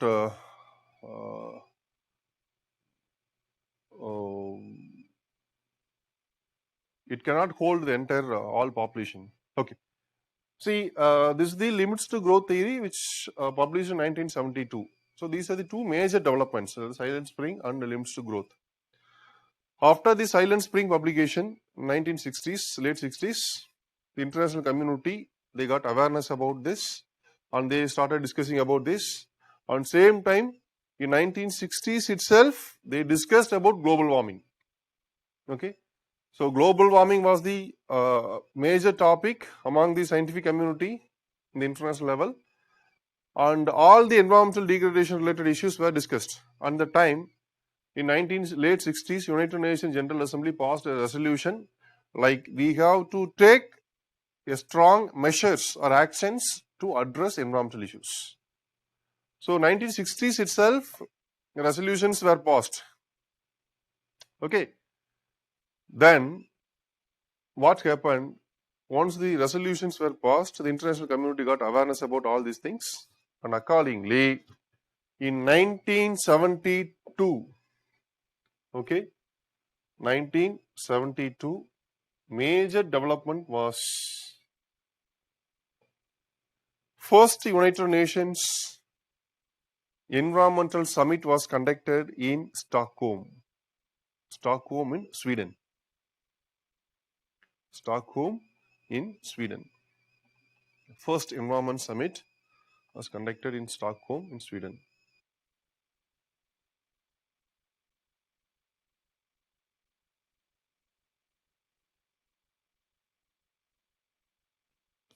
Okay. First United Nations Environment Summit was conducted in Stockholm. That summit is called as UN Conference on Human Environment. UN Conference on Human Environment.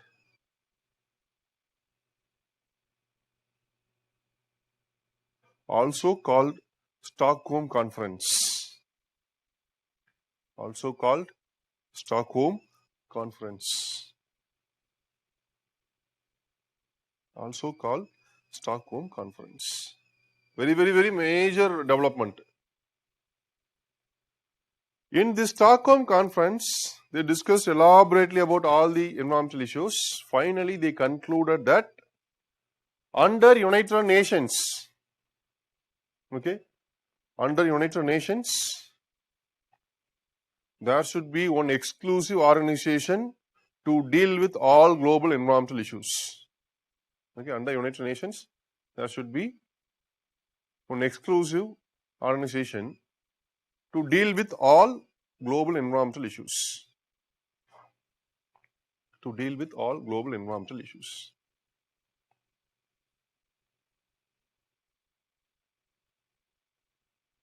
One minute, be online. First, copy this this PPT. I will explain.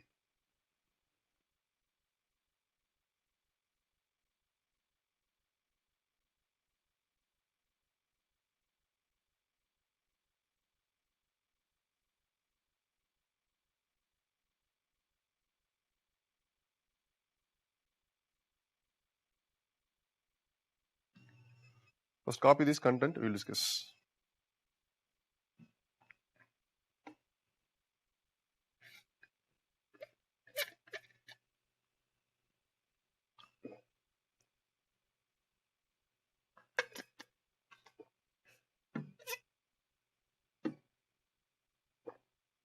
Shall we start?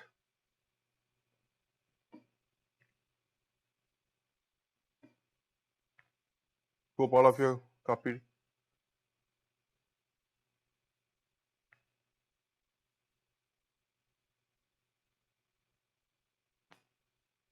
Never.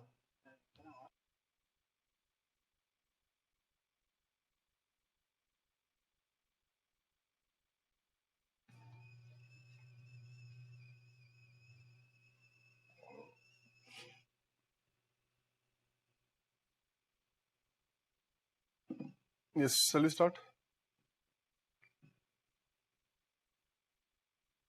Once if you completed, please text me. We will start.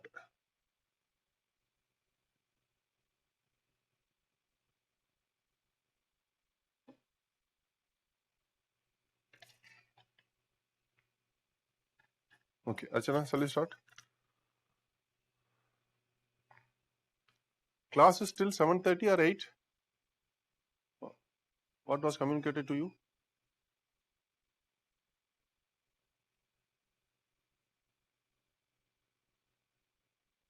$7:30, yeah. Okay. So just 2 minutes will complete. Okay, okay. 5 to 7:30. But because of this ID problem, we started 10 minutes late now. Okay. See,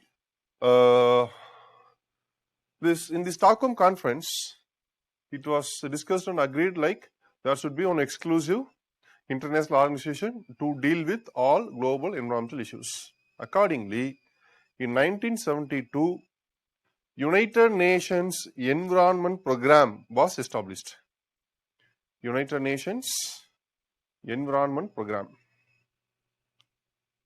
United Nations Environment Program was established in the same year, 1972.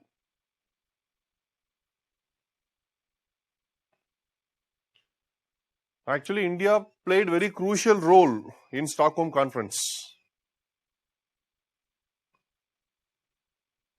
because when Stockholm Conference was conducted, invariably all countries they sent only their delegations to Stockholm to participate in the conference.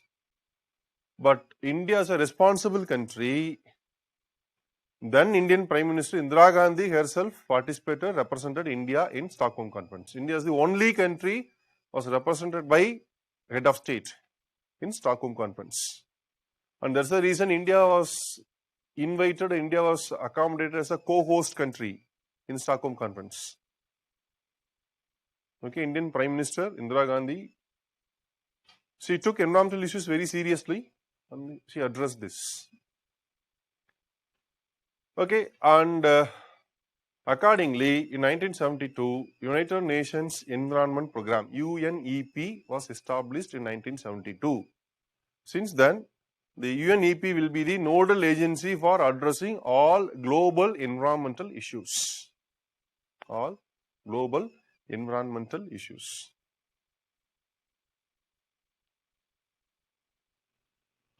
So, regarding the United Nations Environment Program and the other developments, we will discuss in tomorrow class.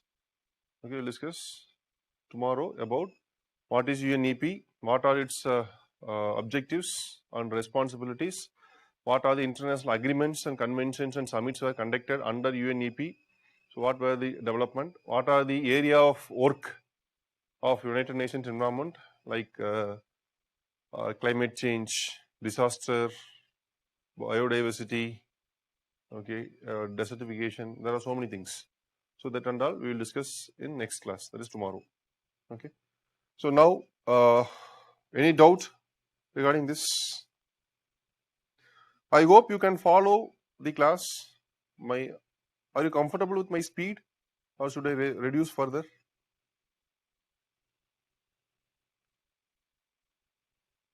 Please text me so that I can adjust accordingly. If you are comfortable, no problem. Or if you want me to reduce speed, comfortable. Okay. Thank you. Thank you so much. See, sorry for inconvenience caused. Extremely sorry. I didn't expect like the ID was changed. Okay. So hereafter we will ensure like this will not happen again. And this one regarding the sub batch change. Okay. Shall we discuss tomorrow, because I want to get some data from our team so that we can plan accordingly. Like what are the classes completed? So the data I want to get. So with that we will discuss tomorrow. Okay, regarding shifting of batch. So those who join from June 12th batch, don't worry, we will give you compensation. Okay. And tomorrow I am planning one more thing. I will show you how UPSC is asking questions from a newspaper. I will show you for 20 to 30 questions. With that, I think you can understand how UPSC is selecting topics, what type of topics they are selecting, and how they are making questions from newspaper. So if I show in this display the newspaper statements and question statements, you can simply understand. It will give you a great insight on newspaper reading. Okay, I hope so.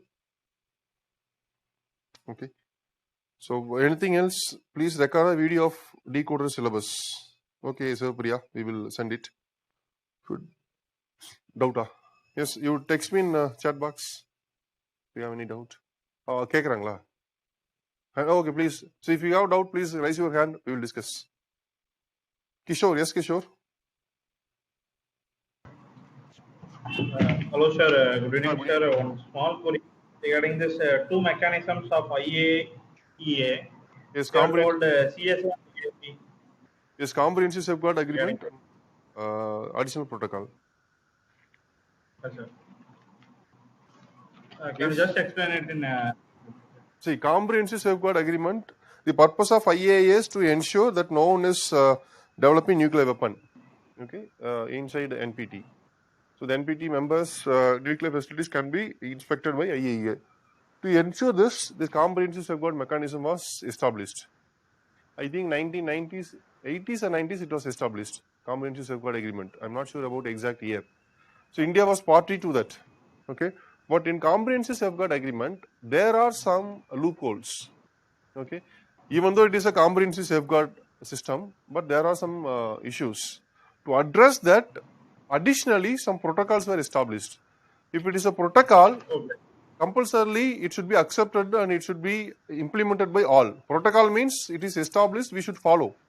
So the additional protocol was established under IAEA to ensure this, and India only in 2014 accepted additional protocol.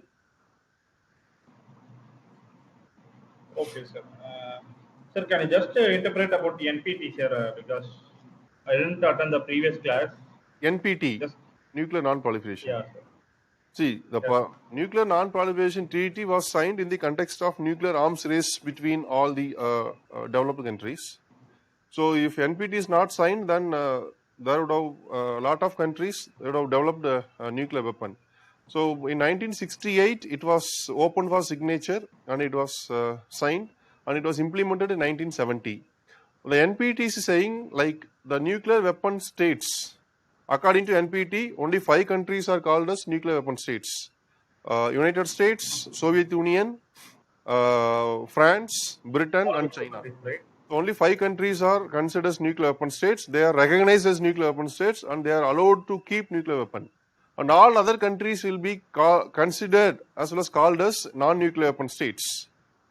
So the NPT is saying a nuclear weapon state should not provide nuclear weapon technology to a non-nuclear weapon state.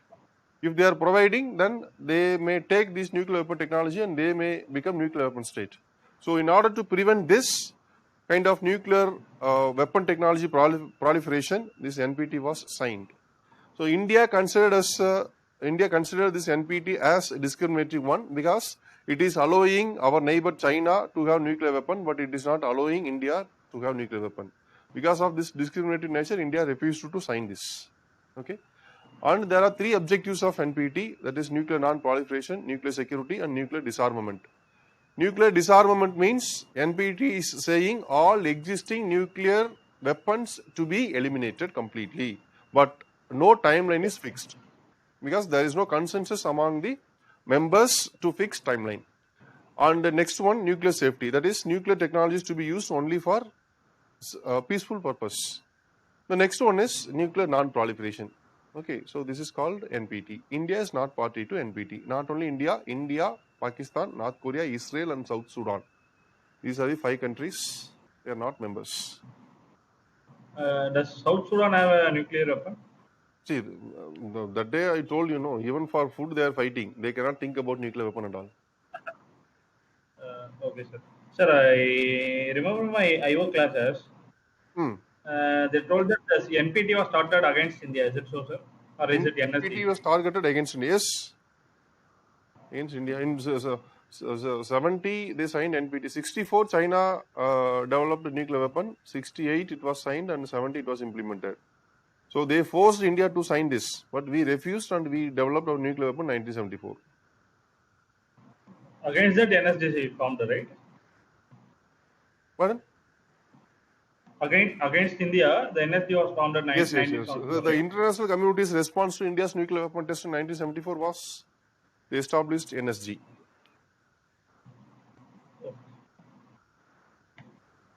Okay, sir. That's all. Thanks, sir. Yeah, thank you. So anything else? Okay, friends. Tomorrow we will discuss about what are the topics we are going to discuss about UNEP. Okay. Next about this one under UNEP. What are the mandates and what are the area of work and all. Then we will discuss about 1987 summit, second summit of UN. Then third summit, that is what are the outcomes. And third summit will be, it is simply called Rio Conference. Okay, about Rio de Janeiro summit. And in the summit, there are some major outcomes. Like 2 conventions were signed. Okay, so elaborately we will discuss about all the conventions. I hope you can remember like Paris Climate Agreement and the Kyoto Protocol and all these coming under UNFCCC. And we will discuss about CBD, a very interesting one, and Agenda 21 also. Okay, and then we will move to other outcomes. Okay, then 2002 summit, that is Johannesburg summit, and that is 10 years after Rio. Then 2012 summit, then 2015 summit, and what is the recent development. Okay, so we will discuss elaborately all these things.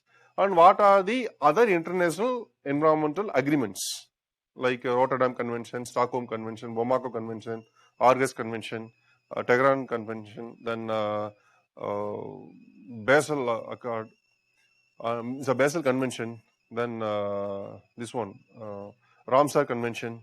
So there are so many conventions. So briefly we will discuss each and every one and its objective and why it was signed, what are the major highlights, and what are the controversies that we will discuss, and what is the relation between India and all these conventions, whether India is party to this or not, and if India is party to this, in what are the measures taken by India to follow the guidelines given in the conventions and treaties. So that and all we will discuss elaborately, and then we will move to other global mandates. So first global mandate we discussed about nuclear issues. So I hope we touched almost all the major issues. And next one is environmental issues. Third will be peace and security. Fourth will be border issues, land boundary and maritime boundary. Then next will be disaster management. That is, I am saying about global mandates. Then another global mandate will be economic security. Another global mandate will be trade and investment disputes. Then we will discuss about human rights, terrorism, all the. Then we will move to, after discussing all global mandates, then we will move to some organizations. First we will start with United Nations. Then we will discuss about the organs of United Nations like General Assembly, Security Council, International Court of Justice. We will discuss about how Security Council and International Court of Justice are functioning. Then we will discuss about specialized agencies, particularly about WHO and UNESCO. Then we will discuss about European Union and if any other organizations appeared in newspaper, we will discuss. Okay, so this will be the brief schedule of our course, international organizations. Yeah, yes, next, who is that? Mohammed. Sir, actually, I was in batch 2, June 12th. Okay. Can you hear me? I missed the last Friday class, sir, economic core concepts, and the class was not sent to me. In between, the batch was changed, I think. Last Friday means yesterday's class. Yesterday, yeah, yesterday's So class. actually, problem is we had some network issue here, so we couldn't upload the recorded videos. Actually, now in full-fledged manner, we started all the online classes now. So some network issue. So don't mistake us, please. We will upload in on a probably a Monday. Okay, no problem, sir. Sir, also this new batch, two world history classes has been over, sir. Yes, see, don't worry. Those videos has been. What we can do is whatever class you missed, at least for another maximum 2 weeks, we will complete whatever classes missed. You can take all the missed classes during weekdays. 11 to 1:30. Sorry, 2 to 2:30 to 5. That batch. Okay, sir. Okay. So otherwise, we will give you recorded video also. Both will be given. Nothing will Okay, be sir. missed. And probably Thank you. from next week onwards, we will start a full-fledged manner. We will start mentoring also, personal mentoring. Okay, sir. Hmm? Okay. Anything else? Okay. Thank you so much for your cooperation. Okay. So we will discuss tomorrow. Thank you. Thank you, Jawahar.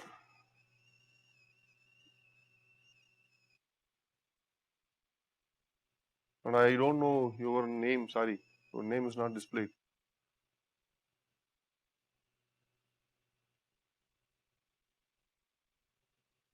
Jawahar அவங்க இருக்காங்களே. Okay, disconnected. Okay. Thank you.